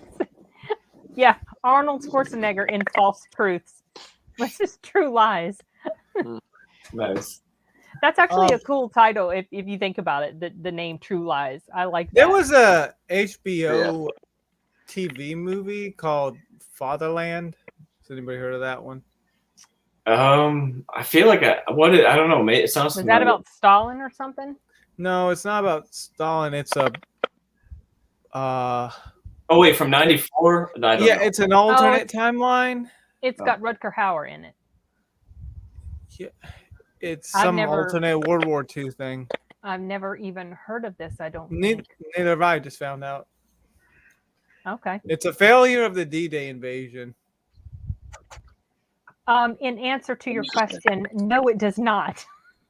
I did not like that movie at all. I thought it was ridiculous. Of course, I watched it because it's Arnold, but I was like, I'm not adding that to my DVD collection. Oh This is so yeah, ridiculous. Wasn't that the one where he's pregnant? It was just over the top and ridiculous. And he's good in comedy. Like Kindergarten Cop, I love it. I'm not crazy about twins, but I was just like, I no, did that make an was appearance not- in an anime. That Which the one? twins, Kindergarten Cop? not Kindergarten Cop. Twins.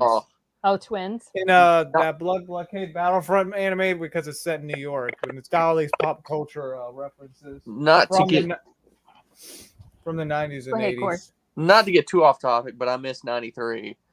You did, and we had Yeah. a long discussion because it was. Yeah, a long Corey, where were discussion. you? Well, I Boy. saw it was like 4 hours. So. Yeah, and you know what? We weren't even done because we could have gone on forever because there were so many films that I wrote down that I didn't get a chance to even bring up.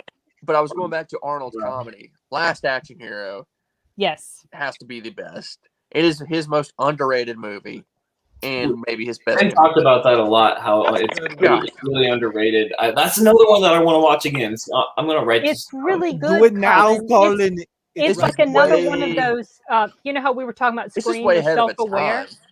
You This is gotta Yeah, way do ahead of it. its time. It's Do it like now. it's an action film, self-aware. It's like a Self-aware, commentary yeah. on action film. It was very well done. I finally got the Blu-ray of that. My Oh, friend it's so Derek good. sent it Oh, to yeah. me. So You gotta do it now, Um, Colin.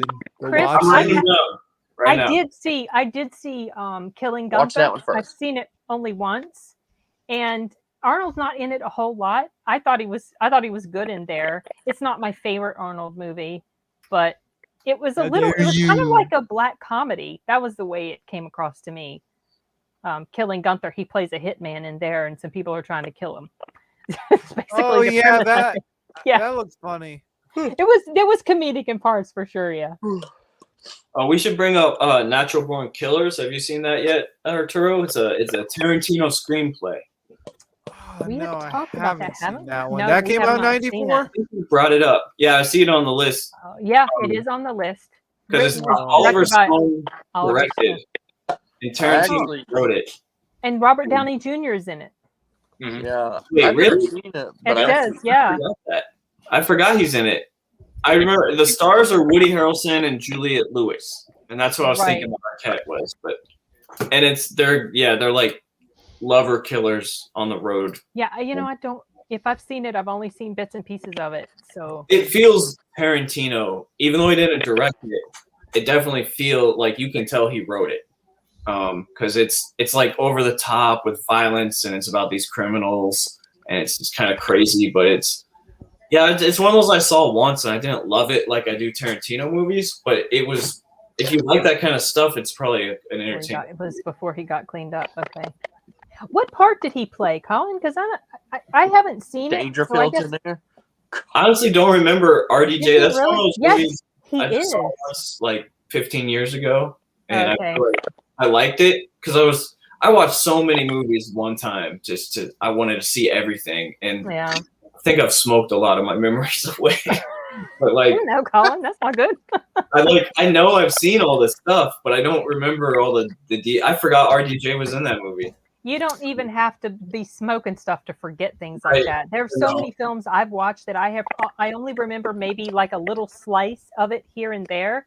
And so rewatching it is like watching it for the first time, which is great. It is fun. Yeah, I agree. I wait enough time and it's new again. Yeah. Yeah. Is there any other 94 movies? Because I don't know anything else, to be honest. You know what? You gonna watch Natural Born Killers? Were you listening? You're watching the Olympic. Yeah, were you It's a listening or were you It's a watching? Tarantino. Well, I heard a bit, Tarantino but I was screenplay. also looking at what was going on in the Olympics as well at the same time. Oh my gosh, Arturo. Tarantino wrote it. Natural Born Killers, and it feels like a Tarantino movie. Yeah. Did y'all talk Oliver about- Stone directed it. Yeah. Did yeah, y'all go ahead. talk about True Romance in '93? Yes, that was brought up. Mhm. Yeah. I've still not seen it. I don't know what I'm waiting on. Oh, okay. So Glenn says that Dangerfield was the girl's dad in Okay. Natural Born Killers. That had to Okay. be one of his last roles. No. Okay. No, I'm thinking. Never I know mind. ganja can do no wrong. It's not the Okay, ganja. what is that? What is ganja? Sorry. Marijuana. Oh, okay. Yeah, I was like Yeah. way over my head. I don't know all of the slang terms for that. I am. There's some movies. There's definitely more movies got to bring up. Did y'all There's talk a about lot. Pulp Fiction? Yeah. We haven't even got to Pulp Fiction yet. I was going to bring up Sort of did, but not. Touched on it a little bit. Ed Not a Wood lot. by Tim Burton. Oh, Yes. Yeah. Interesting movie. Yeah. Ed Wood's good. Love that movie. Yeah, Johnny Depp, Martin Landau, Tim Burton. Like, it's a different movie, but it's pretty good because it's Yeah. about Ed Wood, who was like, if the story's it's about Ed Wood, and he was like one of the worst directors in Hollywood back in whatever the 30s or 40s, I don't know. And so it's this kind of dark comedy, kind of sympathetic towards this guy who's like, he's like a Michael Scott of directors. Like, he just wants to do good and he sucks. Yeah. Like So Martin it's- Landau plays Bela Lugosi, I believe. And Yeah. it's really good. Yeah, I've never seen this film. I heard a good. lot about it. This is when they were trying to film Plan 9 from Outer Space. Right. Yes, which is known as one of the worst That's movies. his ever. like most famous movie, but it's horrible. You know? Until Yeah. The Room, right? Until Well, The Room. Yeah, probably it was like That's known a as like, the rival, worst yeah. movie ever for a Oh long my time. gosh. That gives it a run for its money. Yeah. Oh, it's a Tim Burton film. Yeah, Did and that, was that so mentioned? Okay. yeah, no, Ed Wood's not the worst movie. The movie that they're Ed Wood's movie, about, yeah. the movie, Yeah. making Yeah, of the this Plan movie, 9 that's from the Outer worst Space. movie. Yeah. Which it's just different. It's kind of like not what you expect, but it's different and it's pretty good. And it's Johnny Depp doing good back when Johnny Depp in the 90s was cool. Even like Jack Sparrow, Johnny Depp was pretty cool. But Oh yeah. and Yeah. Completely made that character. Tim Burton, so Was it's a that good filmed in black and white? and it's black Yeah. and white. That's okay. That's what I thought. I remember seeing like references to it. And this actually has a really big cast of well-known Is names: this wait? Martin what is Landau, this? Sarah Jessica Parker, Patricia Ed Arquette, Wood. Bill Murray, and Oh, yeah, Bill Murray. Vincent D'Onofrio. Well, Oh yeah, A lot of Is this- people in here. Ed Wood. You might like it, Arturo. It's a Tim Burton movie. Yeah, with Johnny Depp. I'm glad someone just mentioned Serial Mom on the Yes, I forgot about Serial Mom. That Oh, movie. let me the check this movie out. that had Mrs. Puff in it. Also, Oh. Airheads. I loved Airheads. I mean, it was Adam Sandler and Brendan Fraser. Who was okay, yeah. another. oh yeah, Brendan Fraser was another like Sammy. of the '90s. Yeah, Brendan Yeah. Fraser. Yeah. Little Giants is good too, people. And Little Giants was good too. It felt like it was hot on the. It felt like it was trying to be Sandlot, and it wasn't Sandlot. Right. But it was still a good movie. I had the VHS and I watched it a lot. Oh yeah. Wasn't Rick Moranis in it? Yes. Yeah, he was the coach. Yeah. Or whatever, yeah. Oh, that's right. Yeah. I'm looking at the name because I haven't seen this either, but I'm looking at the cast and Ed O'Neill as well. The '90s had a lot of good like kids movies. It did. Yeah, It's that's a what lot. Colin was mentioning. Yeah, it's a lot of kids movies in the '90s. And I don't know if we've got to them yet, but the Ernest movies were. Oh yeah, right there. Oh gosh. I've not really seen. I mean, other than when I was a kid, and I don't remember much of them. But I need to see the Halloween one at least. Ernest Scared Stupid? Yeah. Oh, that movie gave me nightmares. Like, Is that Really? supposed to be the Oh, best yeah. one? Or Probably. I mean, yeah, I thought. I don't know. I watched that a lot and I loved it because it was like an action adventure comedy, but it also gave me nightmares. The troll was so scary and believable to me. I would always think the troll was going to get me. Like, I had to sleep with the lights on. I was a scared kid. I'm telling you. Like, Silver lining, you had Ernest in it. I had what? Yeah, Bird. say that. Ernest P. Worrell by Jim Oh, Varney. Yeah. Ernest is, he saves the day. He Yeah. Save Christmas. makes you feel okay. Yeah. Little Women was a good movie. Yeah, I forgot that was Keanu Reeves, filmed. wasn't he in that too? Who? I don't know. Was Keanu Reeves in Little Women too? I feel like no, maybe. you're thinking Bram Stoker's Dracula. Okay, I'm not. Okay, I forgot. But I no, liked it. actually, a younger Christian Bale was in Okay, this version of That's Little what I Women. was thinking of. That's what I was Yeah, thinking. this is the one, the last version that I saw. I'm not super crazy about the whole Little Women story, but I watched this, and then they've done another remake. The new I don't one know. got attention with the female director who's really Greta Gerwig, I think, is popular. Okay, so the only reason I've paid attention to that lately is because Florence Pugh is in it. She Okay. plays Amy. So yeah, this thing feels like this story has been made so many times. Mm-hmm. I like it though. Again, a lot of these I haven't seen since the '90s or maybe not much later, but I liked it. But okay, there's a movie I want to bring up. I don't know if anyone has seen Maverick with Mel Gibson. Oh yeah, my brother mentioned that to me today to bring that up, bit and I of it. completely forgot about it. He loves that film. I love that movie. Foster or no? Who am I thinking about? It's Mel Gibson and who? James else? Garner's in it. It's Yeah. a western. He's like a gambler in the West. So is Jodie Foster not in that? Yes.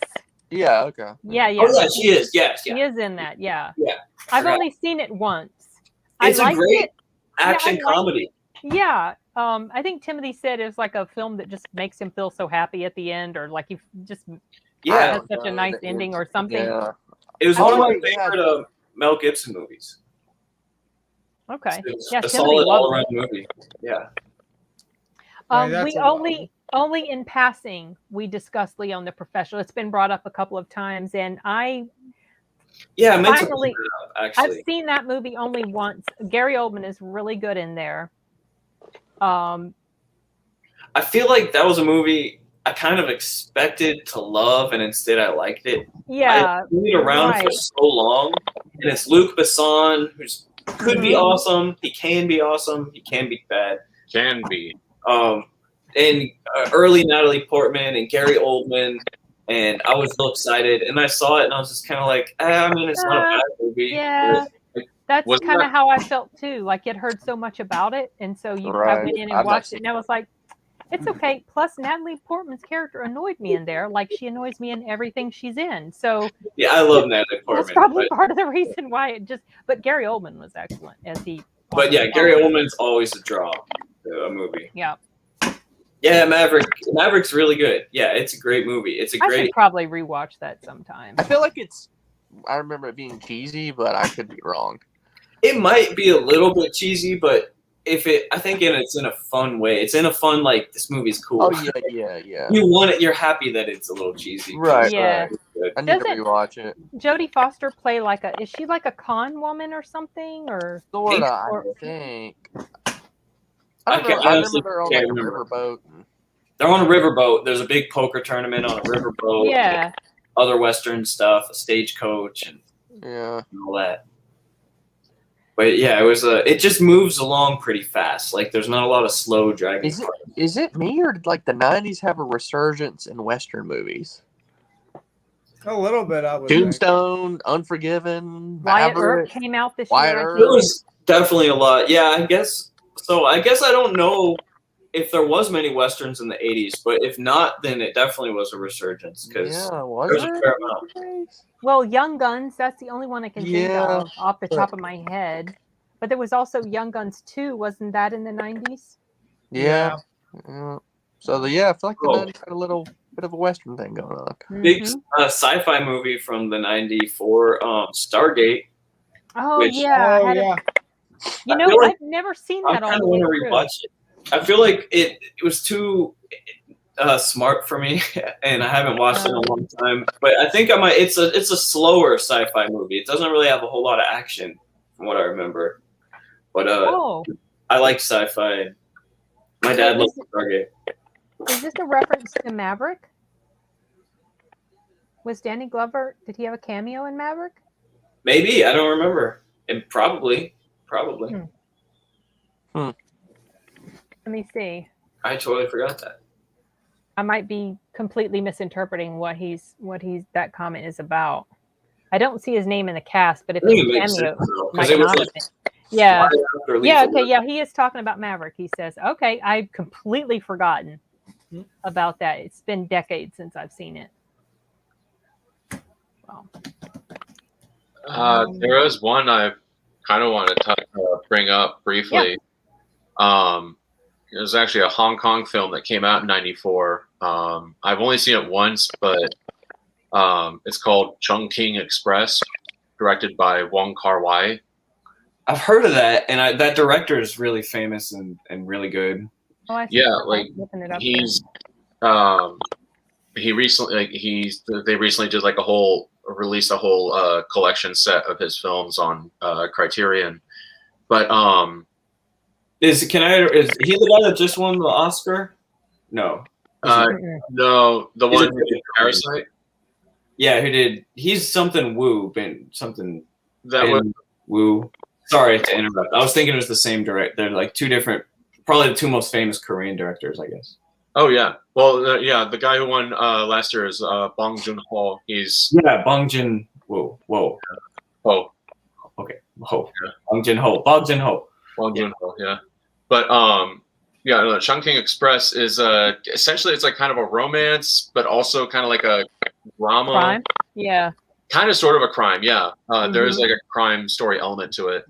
But one thing, and I've only seen it like once, but the one thing that stands out to me the most that I keep going back and watching it, like even if it's in bits and pieces, is how it's all set in this location in Hong Kong, which is essentially like a city inside of a building itself kind of thing. Like nice. An actual place in Hong Kong called the Chungking Mansions. Oh, cool. That's different. Yeah. That's cool. Yeah, I like that. Yeah. It's very interesting because it's all like it's like this massive metropolitan area, but all condensed within like this like not walled off, but it's it's an indoor area, but it's like it feels like it's almost it looks like it's supposed to be outside, but it's actually it's inside. Yeah. Yeah. Cool. Huh. I like that. That's different. Yeah. I'd never heard of that one, but that didn't surprise me. There's a lot of good international movies that I've never even heard of before. I wanted to bring up a legal thriller. If anybody likes John Grisham and his legal novels. Of course, he did The Firm, and he did some. I think there was one we talked about, A Time to Kill, but I don't remember what year that came out. But this year in '94, a movie called The Client came out. It was directed by Joel Schumacher. Mhm. I had forgotten it was directed by him. And it Never has saw that. Susan Sarandon and Tommy Lee Jones in it, and Brad Renfro. It's been I read the book, I watched the movie, and that was decades ago, and I don't remember the details, just little bits and pieces of it, but not the overall story. It's pretty decent. It didn't make huge waves, but it's a decent watch if you like that type of genre. I'm not too much into the Legal thrillers. legal stuff. No. not Well, really. it was legal, but it wasn't really. It didn't have a whole lot of stuff going on in the courtroom, from what I remember. Okay. But anyway, Oh, this is the year Junior came out too, so we don't even need to talk about Junior. oh, someone mentioned it, but this is the one with Arnold Schwarzenegger, right? Yeah. Yes. Uh, And what's her name? Emma Thompson. She was in that with him. One Classic that was. Oh wait, It was what's Emma Thompson. classic movie quiz? Classic about the multimillionaire. Yeah, Is it Forrest and Gump? Danny DeVito. Oh, I forgot Danny DeVito was in this with him. The Forrest Gump. Yeah. yes. That's finally. Oh, is this? Oh, Right. this is. Oh man. I was gonna say 294 had Star Trek Generations, which was kind of cool. It had Kirk and Picard teaming up in the same movie. Oh, okay. That was I a like movie. Okay, yeah, I never saw that one. I wasn't a big Star Trek fan, but I did like that movie. This is a long ass list of movies, you guys. It really is. Like 94 was one of the best years for film. Yeah, for films. And there's a lot of like family type movies that I don't want to bring them all up, but stuff like Angels in the Outfield, you know, Oh yeah, that I one. watch that all the time, stuff like that. I'll be right back. Someone mentioned the movie Milk Money, and that has Melanie Griffith and Ed Harris. And I think the only thing that I remember about that movie is I can't remember if Melanie Griffith plays like a prostitute or something, but at some point she's in this classroom with the kid, the kid character, and he's got her in this like flesh-colored sort of bodysuit. And he's using her as the model to draw an example of the internal organs of the body, or like the female, or like for the class. That was the only thing I remember from that movie. Oh, that's what. Okay. Kind of funny. Yeah, go ahead.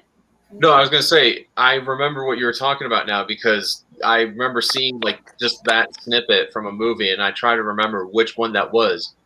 Now you know. Now I know it's Milk Money. Yeah. I saw it once. I don't remember. See, a film that maybe some might not have heard of is Fear of a Black Hat. It's like the rap version of This Is Spinal Tap. Nope, definitely. I do like Spinal Tap. Please go to 11. Oh wow, yeah, that came out It came out in June. The week before Speed. So okay. Yep, I've never heard of it. And I wouldn't get the references because I don't know. I have never seen This Is Spinal Tap. The Ref? Give you a heads up, Mom. Kaylee Ledecky did not make it. Oh, she didn't? Nope, she didn't get any medal. None. This just happened. It's live.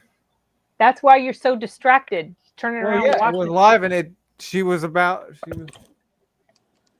her The time to Ref. swim, so she The lost.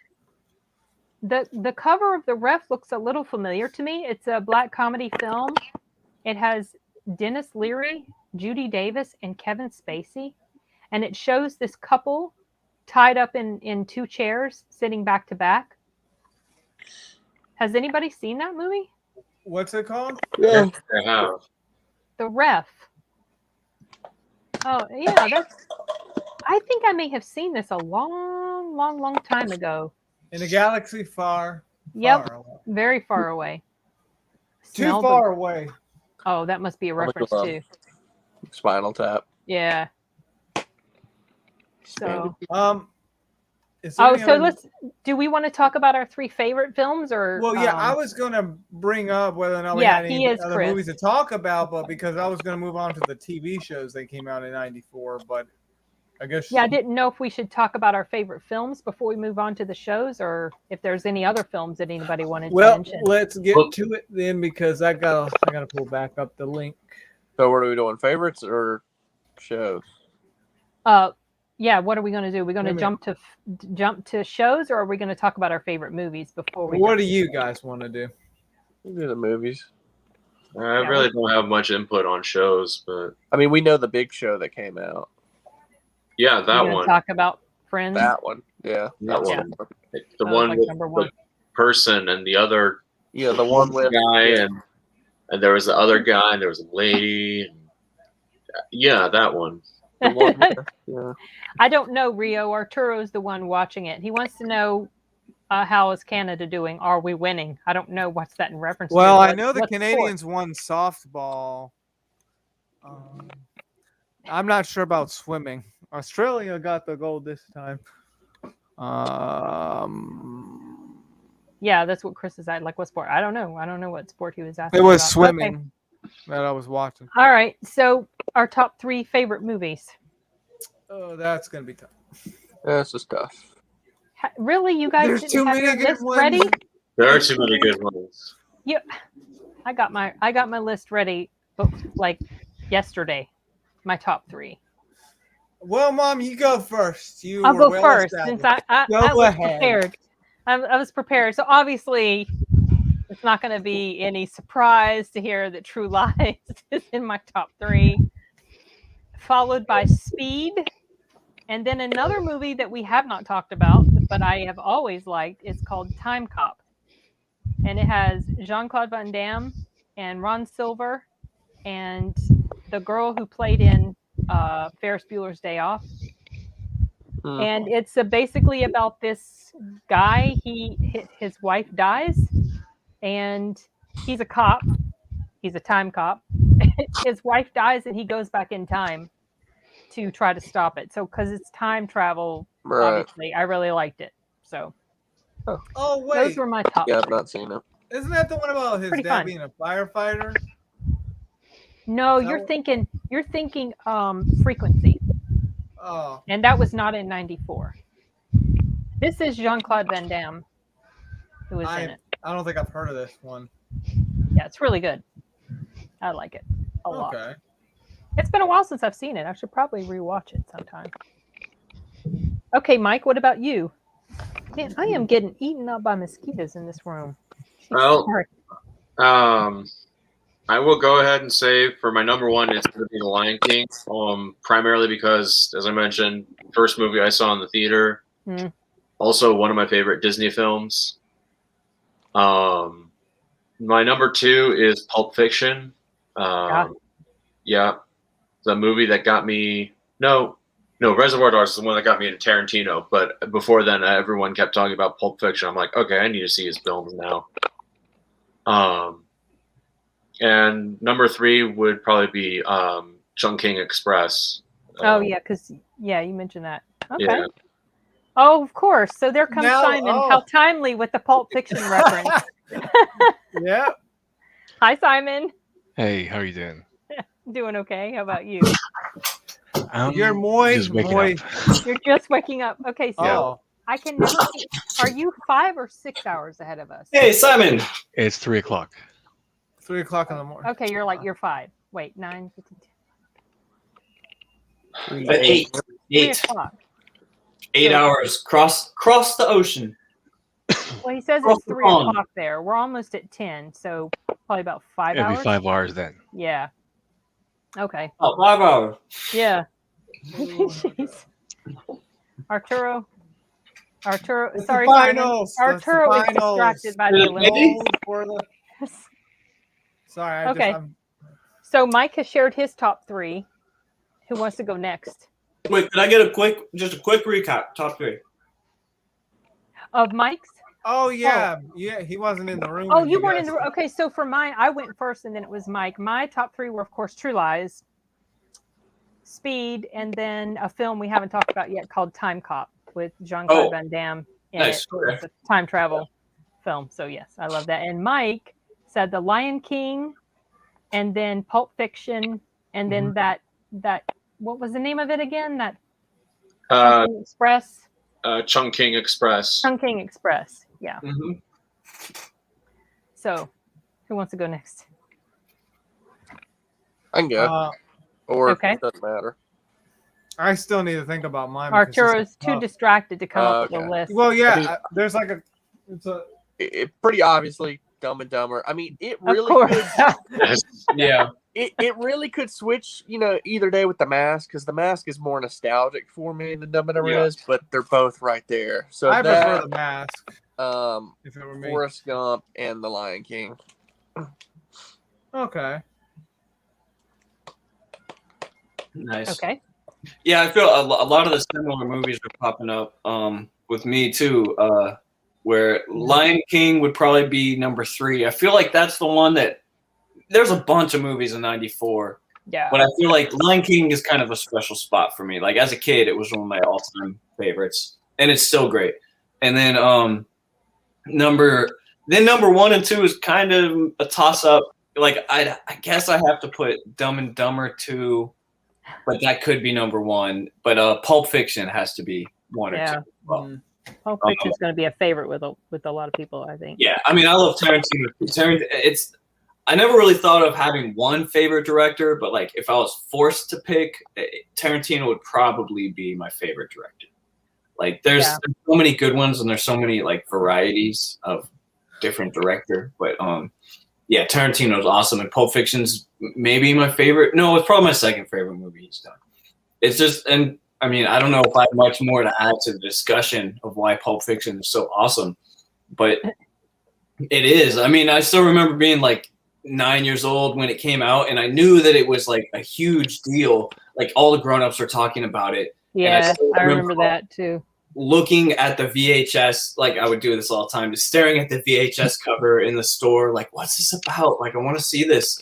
And it took a while, like 8 years after that, till I finally saw it. And I was like, it lived up to the hype. I was like, wow, this is so different and cool than anything I'd seen before. And Very different. It's still good. Like, I think it's still, Tarantino's just cool. Like, his movies are just like, they're unique. Not boring. They're not boring. Like there's no boring parts.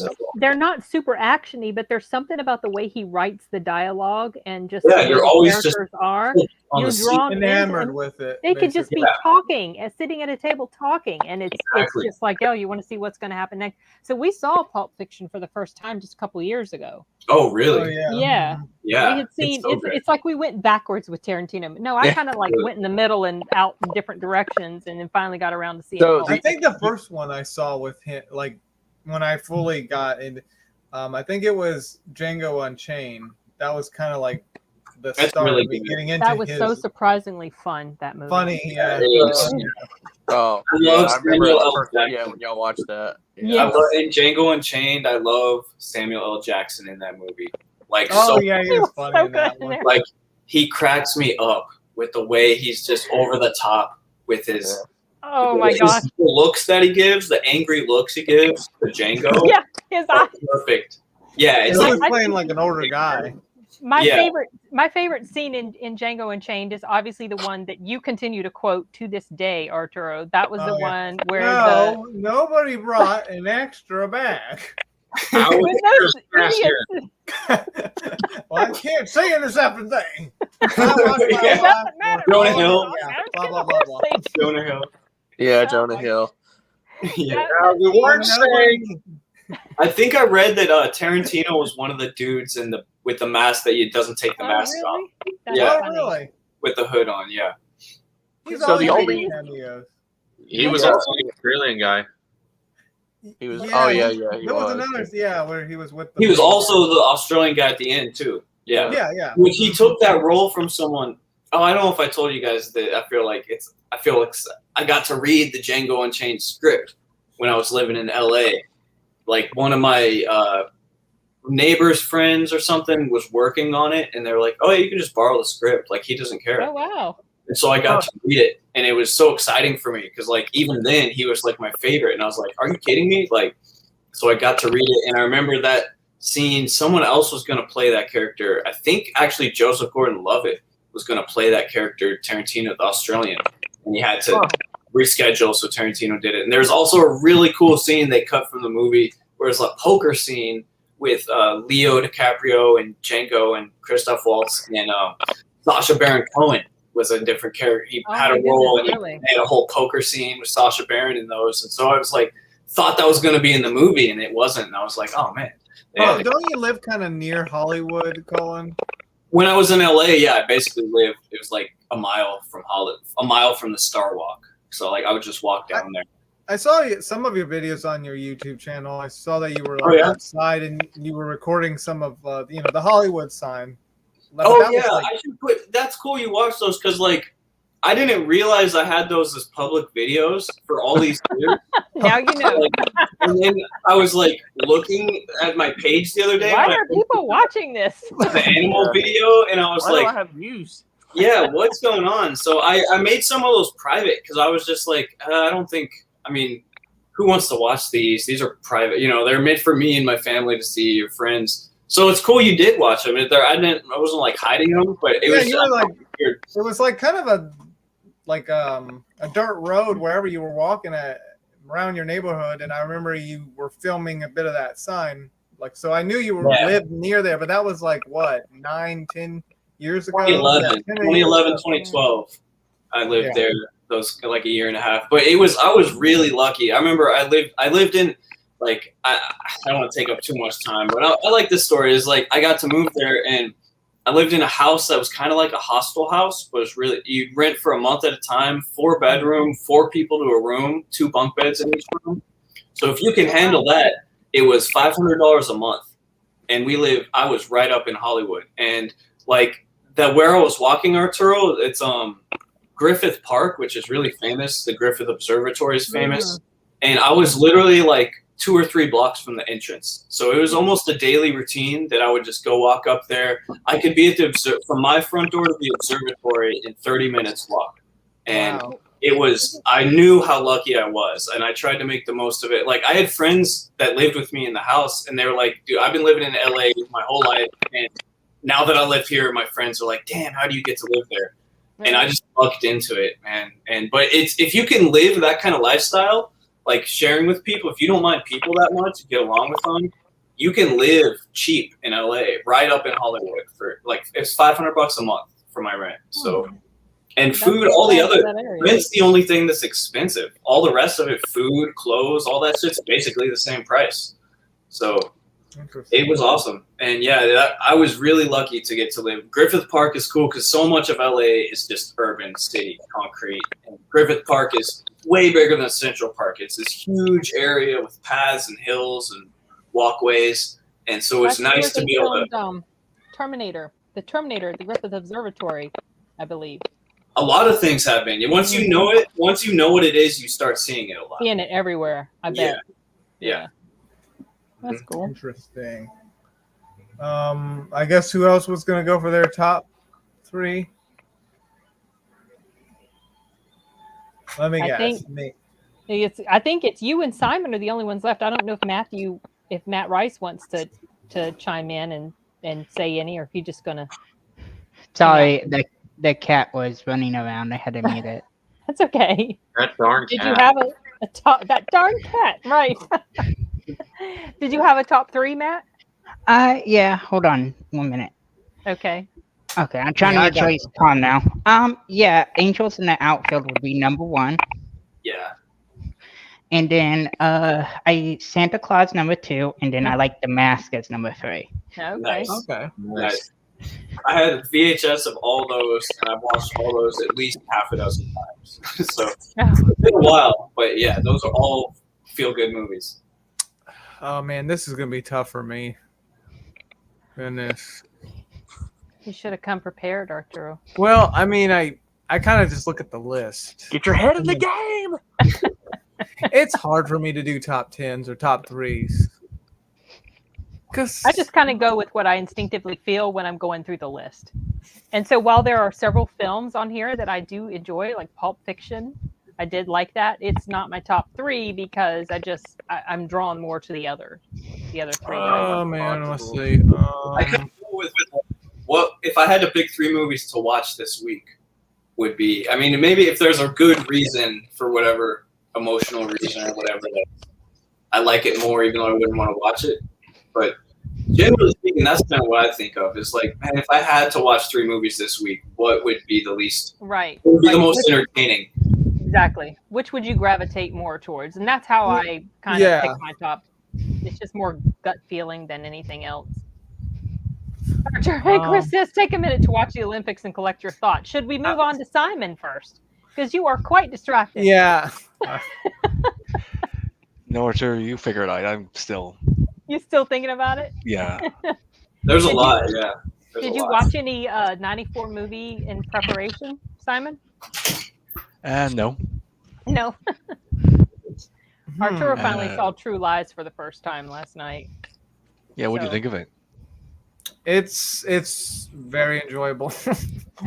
He wasn't prepared for the comedy. He thought it was going to be more kind of like with Demolition Man. Mm-hmm. He thought it was going to be more gritty and raw and everything, and it was quite comedic, and he wasn't expecting that. Fun film. I love that movie. Yeah. Goodness. Tom Arnold was great in that movie too. He was funny in there. That one scene where he's trying to talk Arnold out of, look, you're using all these resources and it's against this and this and this. Yeah. And he was talking, and Arnold said something about like, I'm totally paraphrasing because I know I can't remember the dialogue completely, but like something about, well, what about all the things you did? And Tom Arnold was like, me, I'm clean as I'm just clean as snow or something. He said something like how he's just completely clean. He hadn't done anything wrong. And then Arnold was like, well, what about that time that you got a blowjob during whatever mission they were on and it screwed things up? And then Tom Arnold was like, okay, yeah, take the next ride. I'll go ahead and go right along. Okay, so this might change in the future, but so number 3 would probably be Lion King. Number 2 would probably be The Crow, and then number 1 would be True Lies. That movie was just funny. Yeah, True Lies has to be top 5 for me too. Like that's another one I feel like I would probably be more entertained by True Lies than Lion King today. But Lion King had such a special impact spot on you for so long. Yeah, but it's really tough. Like I said, it might change over time. Well, I mean, your taste in films evolves over the years. So yeah, so it's not really set in stone for. Might add something else in the future for that, or if I make a top 10 list. That's right. He was surprisingly hilarious in there. Out of the freezer. What kind of? Yeah. Mm-hmm. Yeah. Like really, it took me off guard. Like I thought most of the plot had to do with them taking care of the bad people, but just went with his personal life and him wasting like valuable all those resources over the fact that his wife might be cheating.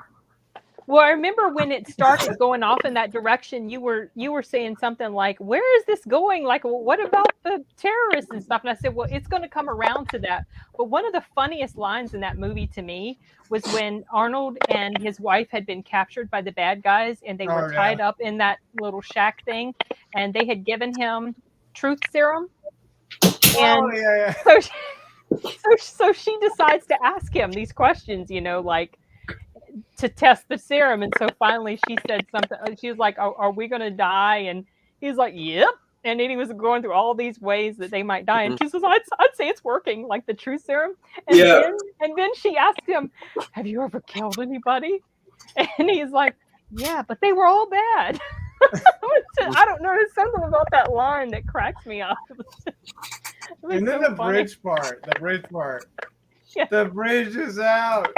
What? And then turns. Then she turns around and she sees the bridge. Yeah.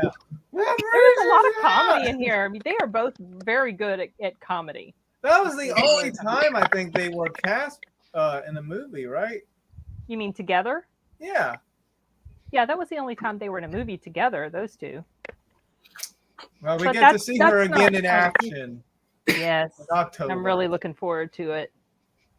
I if hope they it's don't good. screw it up. Yeah. That's one I might have to watch real soon on that site that I got. You know, A as soon friendly as link. tickets go on sale, I'm buying up tickets. For I mean, that. the I'm original. I still haven't seen because you were telling me the newest mean- remake was so good. And I'm Oh, Halloween! Oh my goodness! that's probably the first thing I'm going to watch on that site.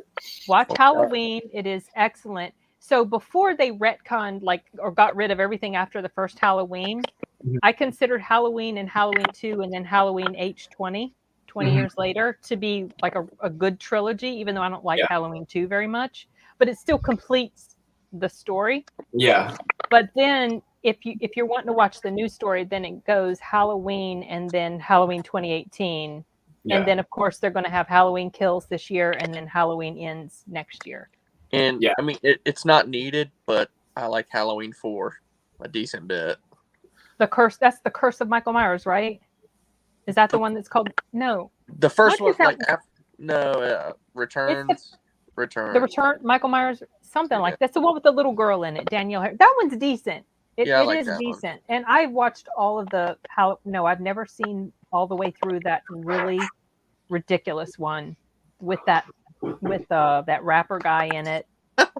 I can't. I just that's more a comedy than an actual horror movie, and it's just so ridiculous. So okay, well, we're done. Oh no, Simon, what's your top 3? 94 is packed. Yes, I know. That's what Yeah. That's what I'm saying. It's hard. Let's go with Natural Born Killers. Yeah. Cool. Okay. Pulp Fiction. We did Had a bring up feeling. Born Killers for a moment. None of us. We had talked about that a little bit. That well, I saw it a long time ago. And for the third, I'll go Either Interview with the Vampire or The Crow. I was a goth back then. Oh, okay. Okay, that makes complete sense. That's what I was saying. Like, it feels like it was almost targeted to that like young audience, teenage, young 20s, the goth kind of counterculture, and with all the music and stuff. And I was too young at the time, but then when I got older, it felt like that was old. But I don't know. The Crow is cool. It is cool. Chris, in answer to your question, it was for Halloween Kills that's coming up in October. It got delayed by a year, and the trailer recently came out and caused a lot of excitement, but I have not watched it, and I will not watch it until after I see the movie. I could tell you what happens. No. in the trailer. And So, you know at the what? very beginning- When I went to go see Old last week, they had a Halloween trailer, and so you know what I did? I sat there with my ears plugged, and I was doing this like because the theater was kind of packed. I couldn't do la la la la la like I would have done if I was by myself, but I just did like this. What they call, I was doing this yoga breathing that they call ujjayi breathing. It's like you make a real loud breathing in your throat. So it could drown out the sounds. I probably looked really ridiculous. Or like this girl doesn't like horror movies. She's scared. She's so scared. Yeah, that's what I was thinking. They might think, "Oh, She's been traumatized by Jason But it was or Michael Myers. Yeah, Michael. But it was like I just didn't want to see anything, but I could hear her going, "Michael!" Like she did in Halloween in the latest Halloween. But I was like, I don't want to hear anything. So I probably looked really ridiculous. Yeah, she was 32. She was in phenomenal shape in that movie. I mean, but I remember in the 80s and 90s, she was always in really good shape. And that scene where she's doing that dance, it's like the perfect combination of, I don't know, sensuality, but at the same time, comedy. Because remember, she falls off she's hanging onto the bed rail and she falls over. That's funny. Yeah. That's cute. Man, she did look a little older than 32, but like then she stayed pretty youthful looking for a while. So what? I think she's good looking. Was she really 32? when they filmed that? Because when they filmed Halloween, she was 18 or 19, I thought. And that was back in the 70s. That'd be right. Would that be right? 78. Yeah, that'd be right. then. Yeah, it probably would be. Yeah. Okay. I'm a terrible judge of age. I think it's just her eyes kind of will have that like kind of wrinkle on the side.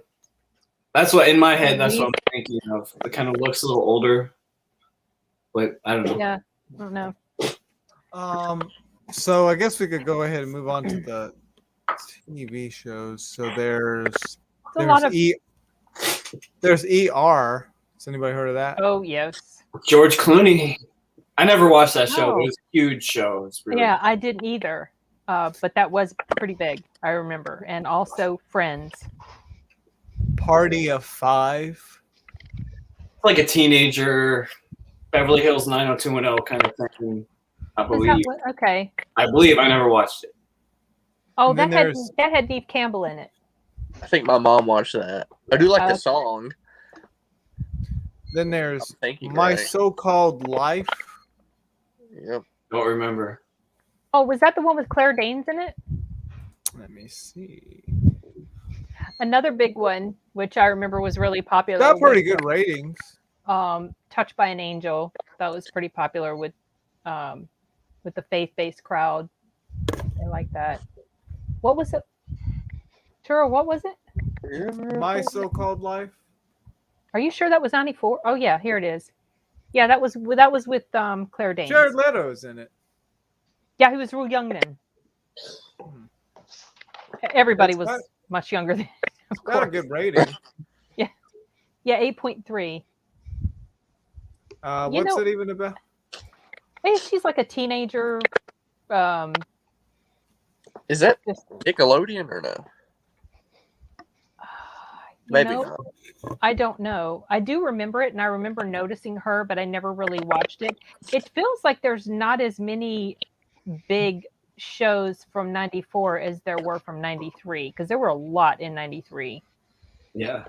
But I feel like Friends pretty much is maybe like so big it kind of. Then there's Babylon 5. Babylon 5. Babylon 5. Star Trek. Wait, no, it's not Star Trek. No, Deep that's Space Nine. Yeah, Babylon 5 was its own thing, I guess. I never watched it. so what? Yeah, it wasn't connected with any of those other sci-fi things. Yeah, it was its own thing. Yeah. But I never saw it. I don't know what it is. Animated Spider-Man. Oh yeah. Animated Spider-Man. Bye, Spider-Man. Chris. Like- That's an early time to get up. Hope you can get some good sleep. Yeah, I like animated Spider-Man because then for a while we got back-to-back animated X-Men and Spider-Man Mm. on Saturday morning. That was nice. There was also an Iron Man cartoon as well that came out in '94. I never saw that. I don't remember that. I remember the X-Men cartoon. I remember that there was a Spider-Man cartoon. They made so many cartoons of these characters, Yeah. and a lot of them are really good. Yeah, the the Ellen- 90s. The 90s were littered with just great cartoons. Yeah. Yeah, for sure. Then there was something The Secret World of Alex. Oh yes, Secret World of Alex Mack. She turned into like Silver Mercury and on Nickelodeon. I love that. I was trying to find that. I love Or that. the T1000 or T1000. Yeah, she like turned into a T1000, like liquid Oh metal. my gosh, that's so funny. And then So funny. he would like go find out mysteries, and there was like a lab, and I think I just like. okay. I think I just like the girl who was Alex Mack. The main Then girl. there's Yeah. then there's something called Time Team. Oh, what? It went on until it went on about 20 years. Oh wow, a long time. Duckman. Oh, Yeah. is that like maybe a reality type? It's a documentary reality sort of Yeah. thing. And then there's the Magic School Bus, which Oh, Oh, is yeah. that premiered this year? Okay. I think Duckman would be something to watch. I feel like I was too young for that, but Jason Alexander is so funny, and that might be a good. I forgot about that show. Yeah, I know what you're talking about, but I've not seen it. It was on for about 3 years. there's Ellen? something called colon. Oh, yeah, Dawn of Ellen. Evil. Yeah, she did. Yeah. I saw Ellen in the list. Sister. I vaguely remember that one. I mean, I remember it being on, but I never watched it. Heartbreak High.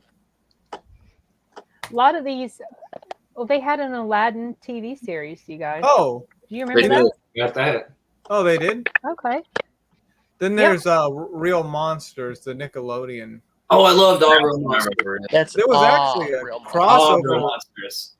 There was a crossover with Rugrats and Real Monsters. I remember All Real Monsters is how I learned about the Wilhelm scream. You guys know, Really? Yes. because they yes. use it in the theme song. So as a kid, I just started realizing, wait, what's that scream? I'm hearing that All Real Monsters scream. I hear it all the You time hear now. it everywhere. And then I learned what it was, and then I thought it was kind of funny because it was like the classic, like the one they reference, because that's other stuff does that. So I noticed other like sound effects, like stock sound effects that get used all Yeah. the time. Especially if you play video games, you notice that stuff. Like you'll hear a sound effect 1,000 times, and then you remember it every time you hear it in a movie. Like there's that sound. Mhm. So, yeah. Like I can always pick up on those sound or music that they use for different things. Like, where do they get it? Like, what stock site? I never. Could I'm find sure out. it's just in Hollywood. I mean, it's one of those you can just kind of infer, like, oh, there must be a stock thing that they just use in Hollywood. Yeah, there are. Yeah. Especially animal sounds. Like once you peg like an animal sound, you can start hearing it all the time. Mhm. Oh do, yeah. do you guys feel like the Wilhelm? I feel like the Wilhelm scream at this point is so overused that if it's ever in something that's supposed to be a really serious, dark, gritty type of, Yeah, it takes. Yeah, you can't it use would it. take you out of it. Yeah, Yeah. and It's I too can't. rough. Imagine hearing a Wilhelm scream in real life. Say what? Which that would mess you up.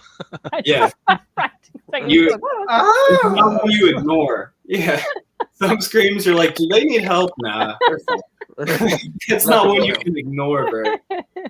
that's funny. Wasn't it in one of Quentin Tarantino's movies too? I thought. I Inglourious Yeah. Bastards. What's that, Mike? It was in Inglourious Bastards in the Oh, towards the end. Cool. I didn't know that. Oh Okay, man, I I completely forgot It's forgot in about all the about Star that. Wars and Lucasfilm stuff. yeah, yeah. Star it's Wars, in- Indiana Jones. Indiana Jones. We heard it recently in something. Was it in True Lies? I think maybe, or was it in Demolition Man? Oh, man, one of those. It's in everything. It It's was in even in so much. Dragon Ball. It was even in one of the Dragon Ball episodes. Oh my goodness. That, and it was in cartoons, Family Guy. It's Yeah. everywhere. Yeah. It's everywhere. It's like probably one of the most popular Easter egg type things The ever. All Real Monsters theme song. It's there. Oh my Oh, it's in there? Unless I'm totally off base. I don't remember it. Yeah. It's been a while since Then there's Space Ghost Coast to Coast. That was a big one. I remember that one. That was really funny. Oh yeah, I have a vague memory of that. like interviewed celebrities, but Yeah, that was interviews, yeah. And Was that it was a on cartoon? Adult Swim. Was It he a was on Adult cartoon? Swim. a He- few It times. was adult, yeah, like Adult Swim type humor. He did like a Jim Carrey interview for The Mask too. Oh I my believe. gosh. Yeah. I bet it's somewhere on YouTube. Could watch it. Yeah. Now there is a Fantastic Four TV show, but if Matt Ayer was here, he would talk about that one Fantastic Four film. The one Right. from the 90s. Yeah, of '94. The one Oh that geez, was. we never talked about that. If he Oh, was the one here, that he was would have never brought it made, up. right? Well, one it was made, but he had to get a bootleg up for it because it's not really published. Right. It was filmed, but they didn't release it or something. Yeah. Yeah. Sorry. I was gonna say Space Ghost though is like I don't know if anyone's gonna go back and watch it, but it was really funny. I feel like it might have been ahead of its time even because I think that comedy is more prevalent now. Like, but back then it was a little bit like it was a little different, that kind of comedy, which was kind of I can't even explain it, but just really kind of like random, like really random kind of comedy, which is now it wouldn't be so different, but back then it was. Dry. Yeah. So what did he? Was it just interviews? That's all He it would- was. All I remember is that there was some crossovers with some cartoons. I Yeah, think. but it was like a cartoon show, and there was lots of random comedy. The kind of stuff that, like, now it would probably feel normal, but back then it was like, this is so weird and different. Unusual, yeah. Yeah, just kind of like non sequitur. He's based off of like an old like superhero, right, or something. Yeah, I think Space Ghost was a real, like, kind of, you know, cheesy, old like the fashioned 50s and superhero. 60s. But now then he's they brought made- to, like, that's the funny part. Like now he's brought to just do like celebrity interviews, and it's like the real celebrities were on there. It wasn't just boys. Yeah, the real celebrities, like, he would talk to like Like, a he was TV a cartoon, screen of a And live so you action would see the live. celebrity. Oh, So okay. the TV screen was talking to the cartoon, Right. and he just was like one of the, you know, like kind of a big idiot, like a big fool. Like he was funny and stupid, and you know, didn't do great interviews or whatever. Oh, There's like- you know, weird like Zach pauses, Galifianakis. awful silences, Yeah. and just that kind of stuff. Yeah. Yeah. Like between Yeah, it was two like- ferns. Between Two Ferns, kind of, but like the decade before. Yeah. So Okay. real quick with that show was, so like look, I'm remembering the Jim Carrey one. Was Jim Carrey actually like talking to somebody else, and they just put that clip in to the Space Ghost show? Do you know what I'm saying? Yeah, actually, I never thought of that. I honestly don't know. I don't remember if it was like the celebrities were talking to like actual Oh, if it real was people, but they edited put that stuff. clip and just like Yeah. merged it with the Space Ghost and like, you know, trying to make Well, I it like feel a like- real interview, even though it I wasn't. feel like they knew they were on the Space Ghost show. You know, Okay. I don't think they took other footage. Okay. They okay, did I it for the wasn't sure. show. I just don't know Yeah. how they did it. I wasn't sure. That's Then has anybody heard of Ocean Girl? No, I have never heard of that, but I have heard of the Tick, which Yeah. Savage Henry mentioned.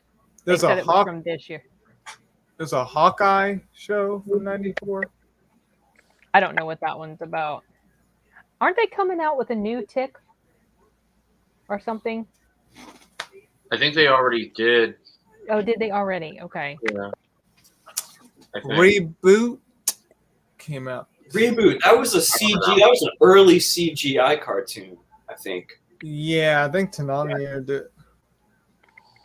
I didn't watch. I watched a little. I didn't like it that much, but it was pretty. It was weirded me out whenever I saw it.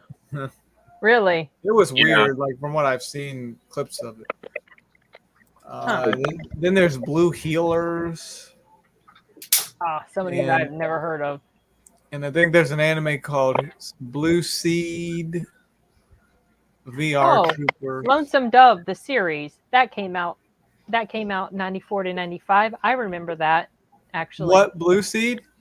No, Oh, sorry, so- Lonesome Western Dove. Frontier show. Yeah, it was- Was that Lonesome Dove? they had made a movie because it was based on a book, Lonesome Dove, and then I guess after the miniseries came out, then they came out with the movie, but the same actors are not in it. I don't think it's like a western. Takes place a long time ago. Then there's The Head. Look like a cartoon. And That sounds like maybe I remember that, but I don't know. The Head. Rex, Inspector Rex, '94. Yeah, I think we're getting into shows that weren't hugely known. Yeah, then Here. something else here. DNA 2. Well, it is weird how like for a few of those years, even like I remember 1989, 1990, there were so many famous 90s shows came out, started in, you know, some of those early years. So I was like, man, so many. So I guess Yeah. it makes sense. Not every year would have. Would have as many. Like last year seemed to be really packed. The 93 one. That had a lot. Where on earth is Carmen San Diego. Yeah, that came out. Oh, that's when that started? Okay. Then there's something called Scarlet. It looks like it's got Timothy Dalton. Okay, I remember when that came out. That was a continuation of Gone with the Wind.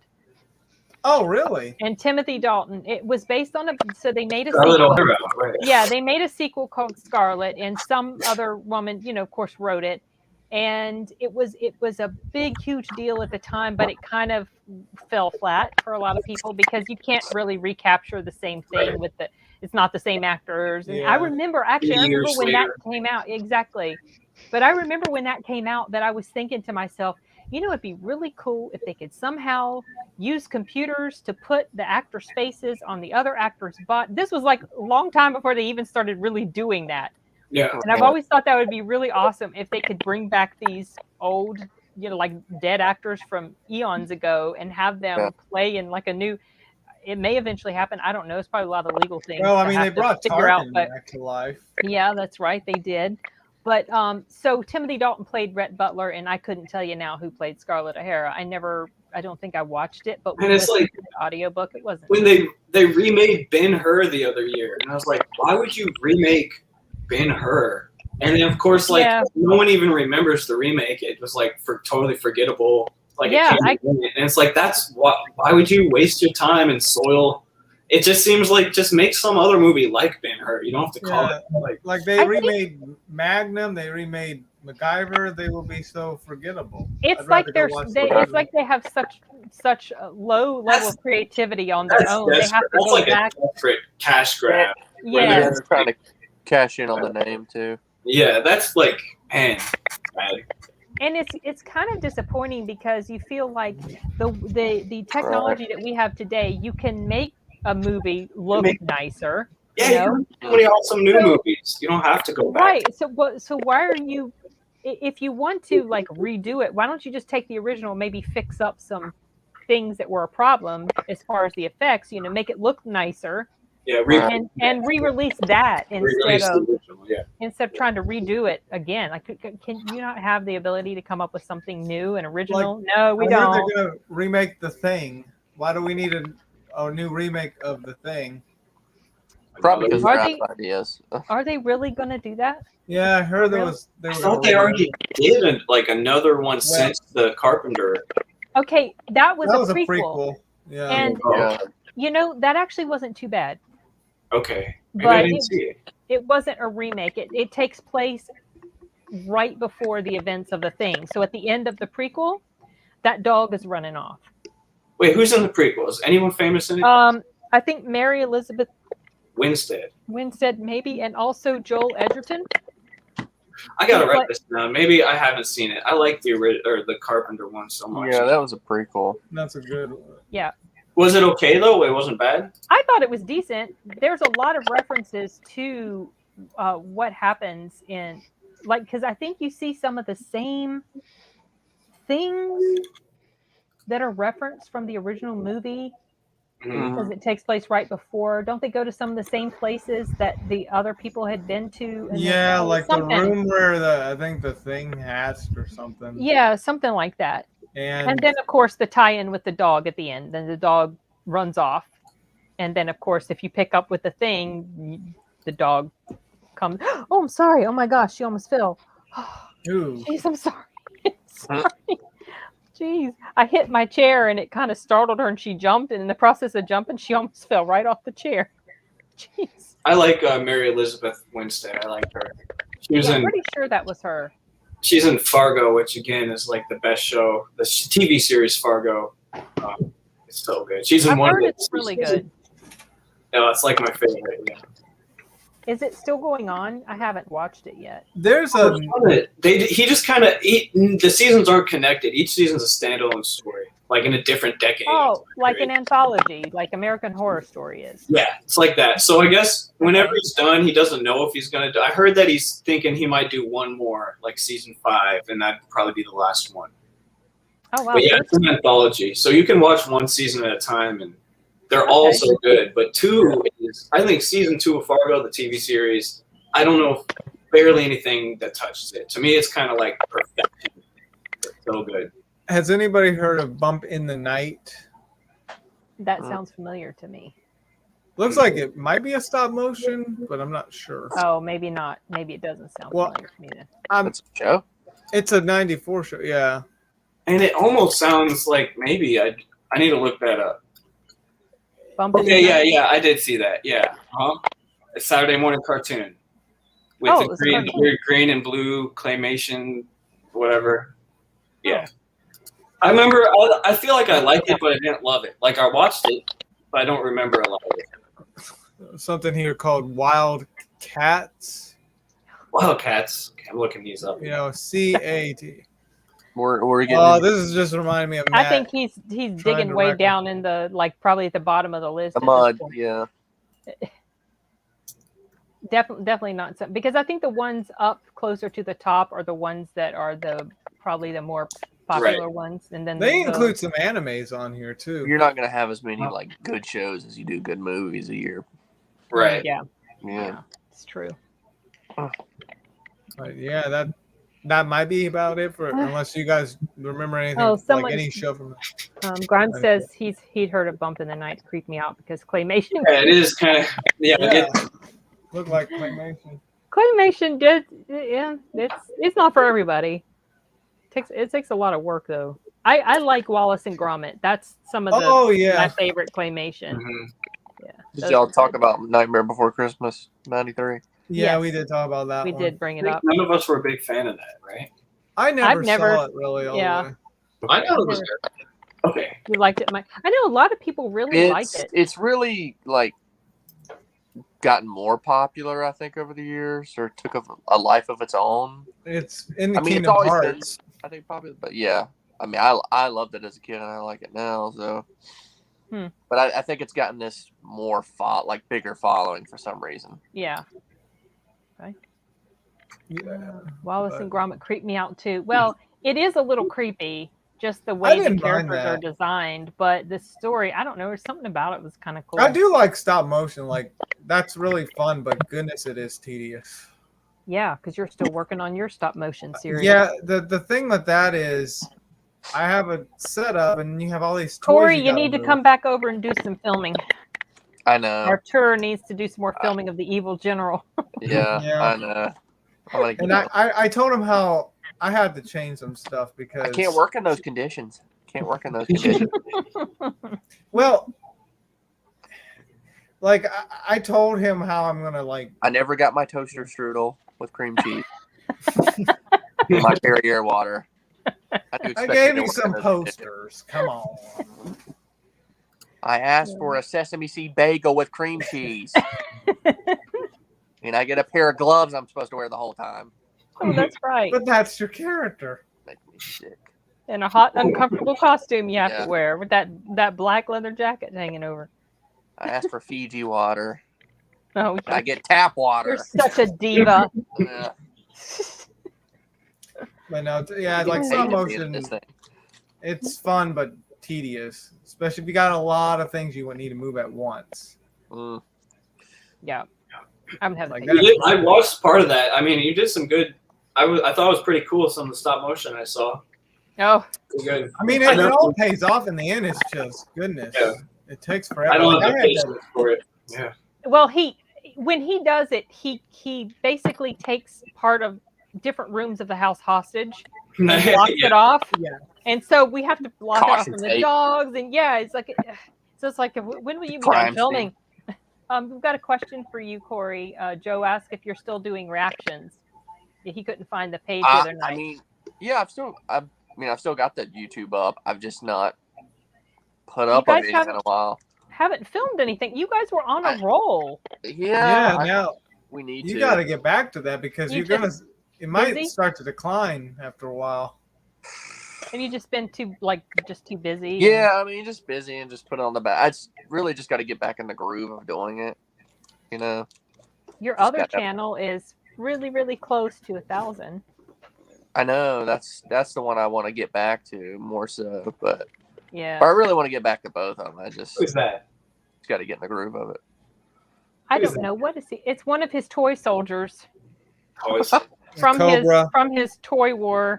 Nice. Series. It's a Cobra toy. Okay. Yeah, he's been buying all these toys. I've been buying these Cobra soldiers for the Toy War. Some of those are not cheap if you got the 80s ones, but I was really into toys. I never got to yet. I got some of these custom ones.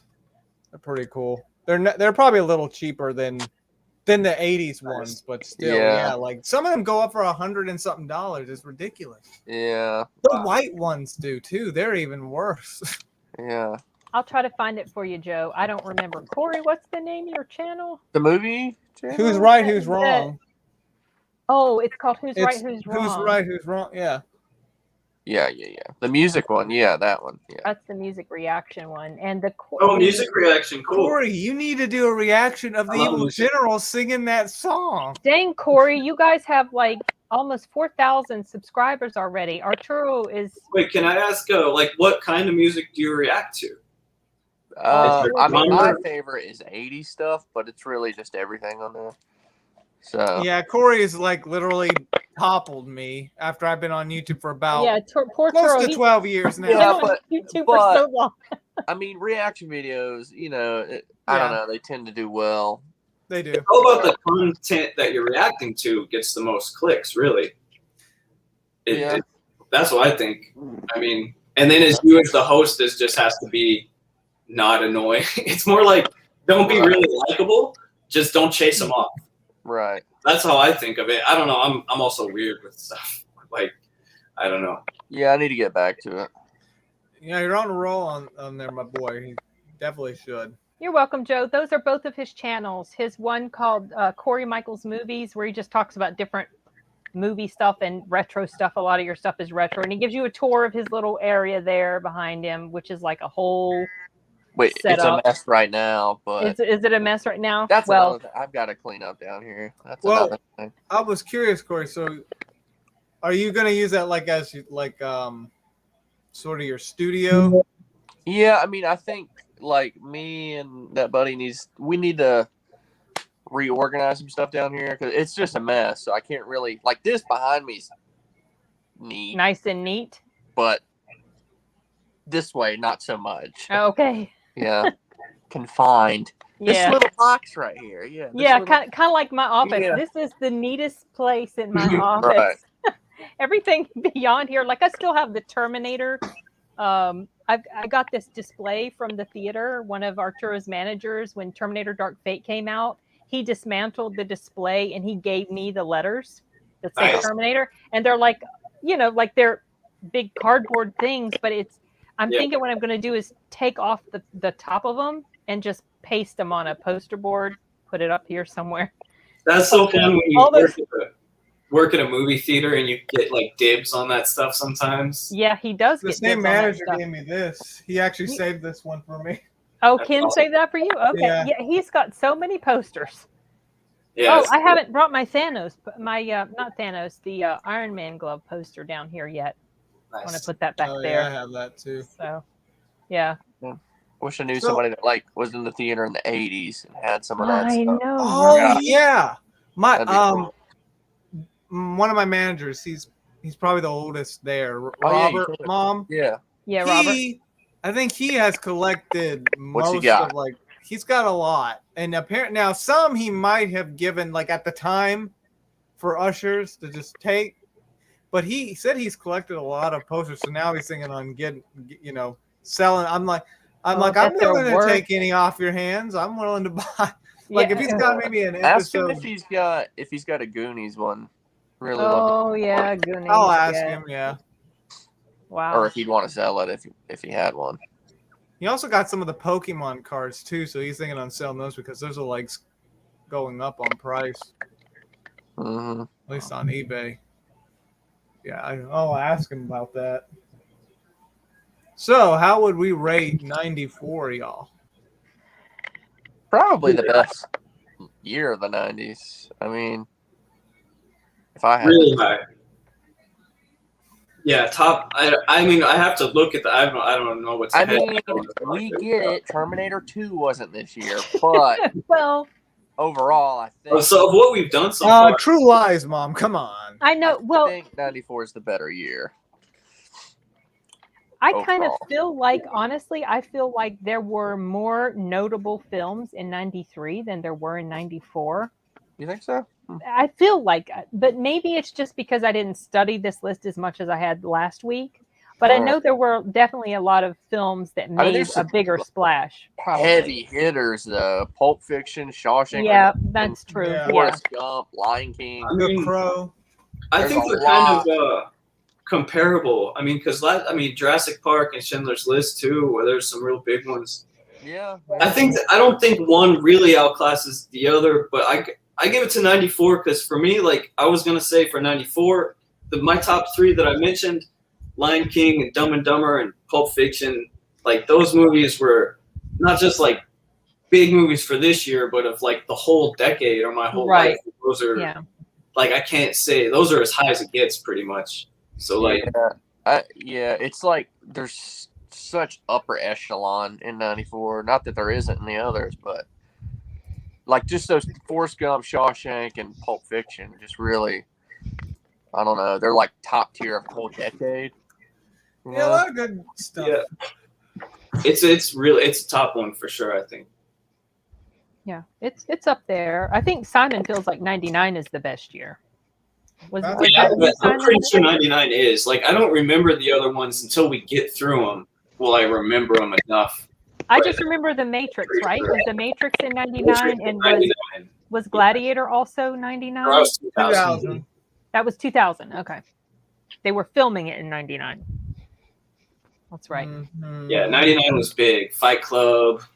Oh yeah. They were filming Snatch, I think, in 99. Okay. Yeah, that was 2000. Yeah. But it didn't come out until. That's another good Guy Ritchie movie. That's really good. That movie. Oh my god. That one's like Timothy's favorite, right? That movie's so funny. I don't know. It's his favorite Guy Ritchie. Yeah. Yeah. What is it? I got to write down on my list. I'm making this list. Was it Gentleman and the other new one? Oh, The Gentleman. Yes. Gentleman, Snatch, Wrath of Man. Wrath of Man. Yeah. Oh, that one's really good. That doesn't have your typical Guy Ritchie feel to it, like how good, though. Snatch or how The Gentleman and some of his other stuff. But it's still very well done. Okay, because man, I was gonna say like with Guy Ritchie, his first two movies were so good. I was so excited for him as a director, but then like he took like a dip for me, where he's never. I kind of wrote him off since then. So now since you guys saw these new two movies, I really want to get back to because he did. I mean, Swept Away. Don't even mention it. I know he's got some stinkers for sure. But it's like Rock and Rolla just fell flat for me. Rock and Rolla fell flat. I haven't seen that yet. Sherlock Holmes was good, but it was Hollywood. It felt like he was just doing it as a job. I mean, he brought some to it, like the Sherlock Holmes movies with RDJ. They were solid, but they didn't feel like his movies. Guy Ritchie, yeah. Like Tarantino always feels like Tarantino movies. They felt like he kind of collabed with those. But then, I don't know, I guess he'd done one or two others that I was like, I'm not excited anymore. Because those first two were so exciting. Lock, Stock, and Snatch. So The Gentleman feels more like Guy Ritchie from back then, as far as the way the movie's constructed. Yeah, that's what it sounds like. There's a lot of back and forth in Snatch. All these different people that it's showing, and then different jumps in time that you see. The Gentleman is a lot like that. Right. Wrath of Man, I think, came from another story, not necessarily directly Guy Ritchie. Right.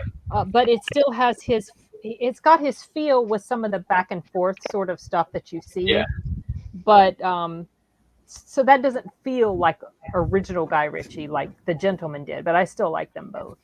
Yeah, I'm definitely going to watch them. I'm more excited for The Gentleman, but I'll watch them. Yeah, you'll probably like Gentleman was like my kind of, I mean, I've seen Sherlock Holmes.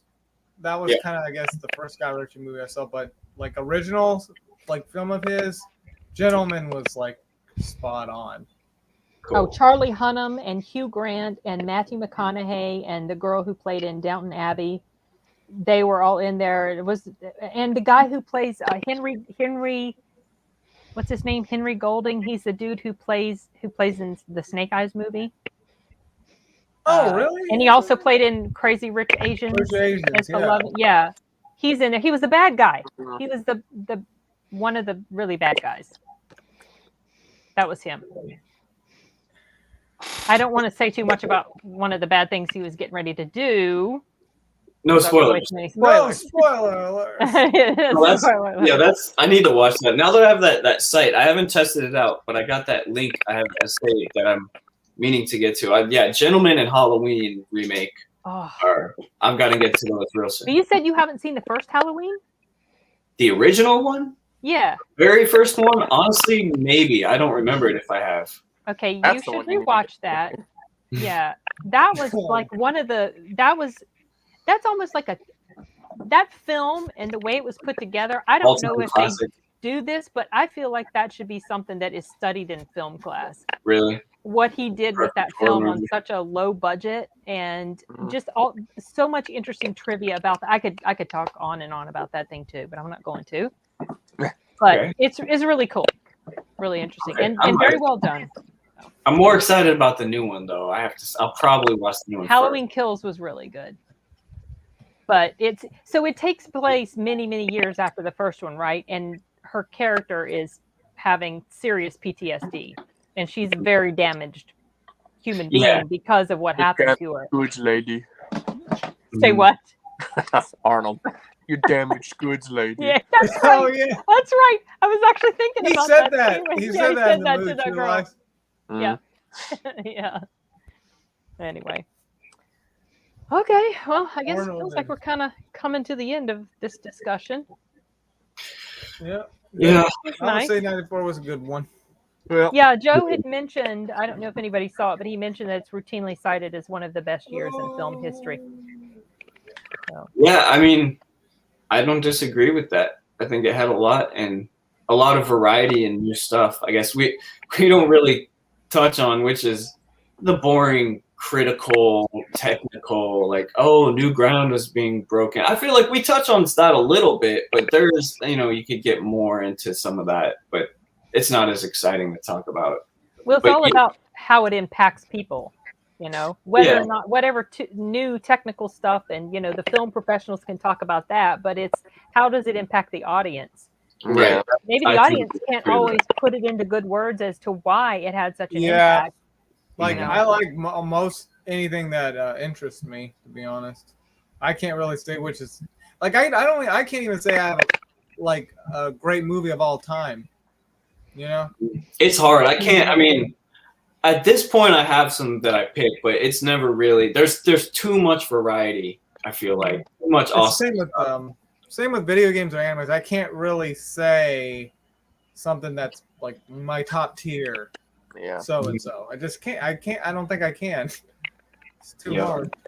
I definitely can't do that with music. There's too many good songs. Well, with you, Mom, it's Terminator. Well, with movies, it's easy. Okay, that's just there. I think it's harder with music. Yeah. Yeah, I would think definitely because there's so much variety. It's crazy.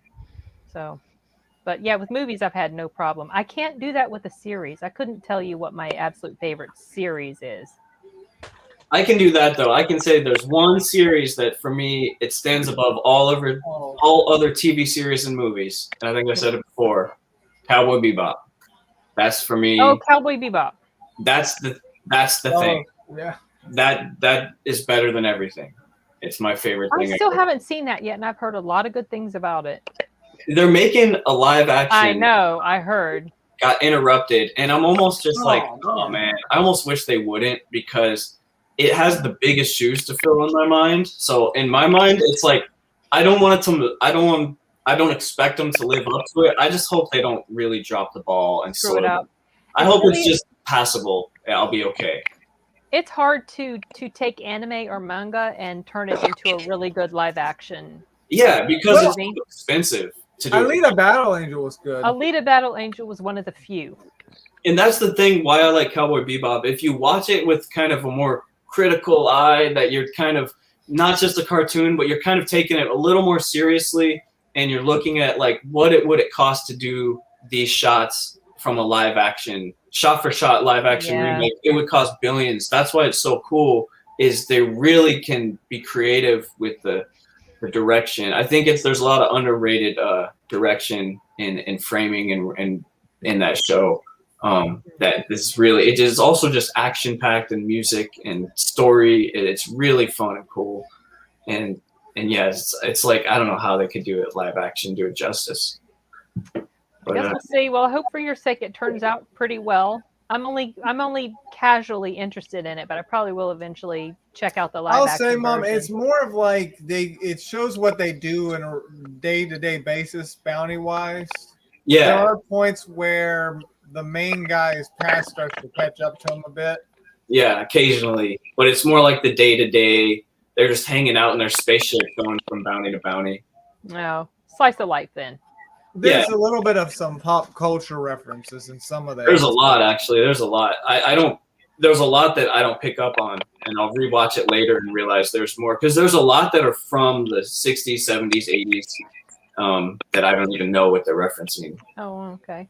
Because it's really like influenced by Western, like a lot of Japanese stuff, but they like kind of do homage to a lot of their references. The guy that directed it, he actually came here to Raleigh about 6 Really? years ago, but I know he was more like inspired on pop culture over here. I think he wanted to be a film director, but it ended up where fate had it that he would start directing anime instead. So That's cool. Oh, He did an Steve awesome Bloom. job. Steve Bloom came too. And Steve Bloom's the main character, yeah. Yeah. Mm-hmm. yeah, it's So. good. It's good. Watching Robotech disc box set, is that an anime? That Robotech? is an anime, yeah. Okay. All right. Yeah, 90s, I feel like anime was like at its height in the 90s. At its height, you think? I would think because it started to kind of come over here a little bit, and I just think the art style and stuff starting to get better. I like animes from the 90s. I feel like now it's at its height almost. Oh yeah, to the point where it's taken over the comic book industry. It's like more mainstream. No. Yeah, it's gotten big, really big. They're even referencing it in the Olympics right now. Oh yeah, because it's in Japan.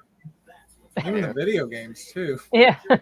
They got all there that. was a song. So in one of the swimming events, there was a song, and at first I listened real closely, and I'm like, that sounds like it's from Gundam. And I was right. It was. They were just playing these random songs. Nice. And then that Mexican gymnast did a dance to Demon Slayer. Yeah. Yeah. Yep. It's so cool. I love the Olympics and I love Tokyo. So it's There was exciting. even a Mario sound effect that went off whenever they threw the basketball in the. Oh, nice. That's awesome. Oh, I wanted to tell you, Arturo, I'm a little disappointed by Mario Odyssey. But Really? You are? I can see why it's a great game and a lot of people would like it, but it's just not my style. It's really sandboxy and open world, which like I love in Zelda. It's my favorite part. But in Mario, the worlds are really small. The core game to beat Bowser just takes like 10 hours. And then the rest is just go explore and find stuff for fun. And so like it's fun and there's cool original stuff and fun gameplay, but it's essentially easy and short is my problem. I was kind of expecting a bigger, more epic. Yeah, I don't really like those things where it's just like go collect everything. And I'm like, but why? It's like, oh, because it's fun. And it's like, I already beat it. I just beat Bowser, and so it's not a bad game, but it's short and easy. My sister has beaten it, and she's kind of like trying to 100% it right now. I haven't even played it yet. I own it. I just got a lot of games I'm playing. Stuff. I just played at the end pretty much because I just can't backtrack that much. Yeah. But I don't know. It's the only 3D Mario. I haven't even played any 3D Mario games, so I don't know. There's games that you really have to backtrack a lot on. Like those could be some. It just depends on what it is, really. Yeah. But yeah. I like Smash Bros. A lot more. I love Smash Bros. Anyways, that's my Mario review. That was a quick one. Now you know how you feel. Yep. Yeah, I guess I'll find out if I like it or not when I play it. I need to get back into some more game reviews whenever I finish up the ones that I'm already doing. Yeah. Okay, I think my ratties are getting hot, so I'm gonna have to sign off from this. Go put them back in their cage. All right, it's always fun, you guys. Thanks for inviting me. Yeah, it is. Yeah, this We was will fun, guys. let you guys know when 95 will 94. come up. Yep, 95. 94. Oh, Good year. now, Arturo, you're gonna have to find something cool. Saying you got to recommend. I forgot to find something for Arturo to watch. Yeah, I haven't 95. even looked at the list of 95 movies Yeah, to me neither. refresh my memory. I don't know Sure, if there there's a was. lot though. I don't think there was an Arnold film. Wait, did we look at 95 last time? Because now I'm remembering I telling don't- Arturo Sure, to watch Usual Suspects, and that didn't come up today. Is that like I was telling I Arturo thought to watch Usual Suspects, No, Usual Suspects was. but it didn't My come up. brother and I talked about that the other day, and What's that going was later in the 90s. Maybe It's not, it must be 95. But remember that last year or last week or like 94. You got to watch Usual Suspects. Usual I must have looked at Suspects, the yeah. wrong list. I think it. And there's I also think it was- overlap. I'm gonna look it up right now just so we know. But I think it Well, was, watch Usual Suspects then, Arturo, because it's a classic. 94. Okay, that was 95. Yeah, watch that one. There's my recommendation. Watch Usual Okay, Suspects. Timothy loves that movie. It's my really brother. good. Okay, I'll check that Your brother one has out. good taste. Yeah, I he keep does. agreeing with what you say. Yeah, he does. He does. He's a lot of. I mean, we don't always agree on, like, his favorite movie is Shawshank Redemption. I agree it's a good movie, but it's not my favorite. But yeah, we both like the same things pretty much equally. Cool. So. All right. Well, this was very fun. Yep. Thank Yeah. you Good night, everyone everybody. for showing up. Thank you everyone Very for well. participating, and Yeah, hope this was everyone fun. Yay. We'll figure out 95 eventually. All right. Let me know. Oh, can you hang on after this, Corey? I just wanted to chat for a little bit after I Yeah. put the raddies away. Bye, Okay. everyone. All right. Bye, you I'll end guys. it. I'm going to I'll go ahead end and the end broadcast. broadcast.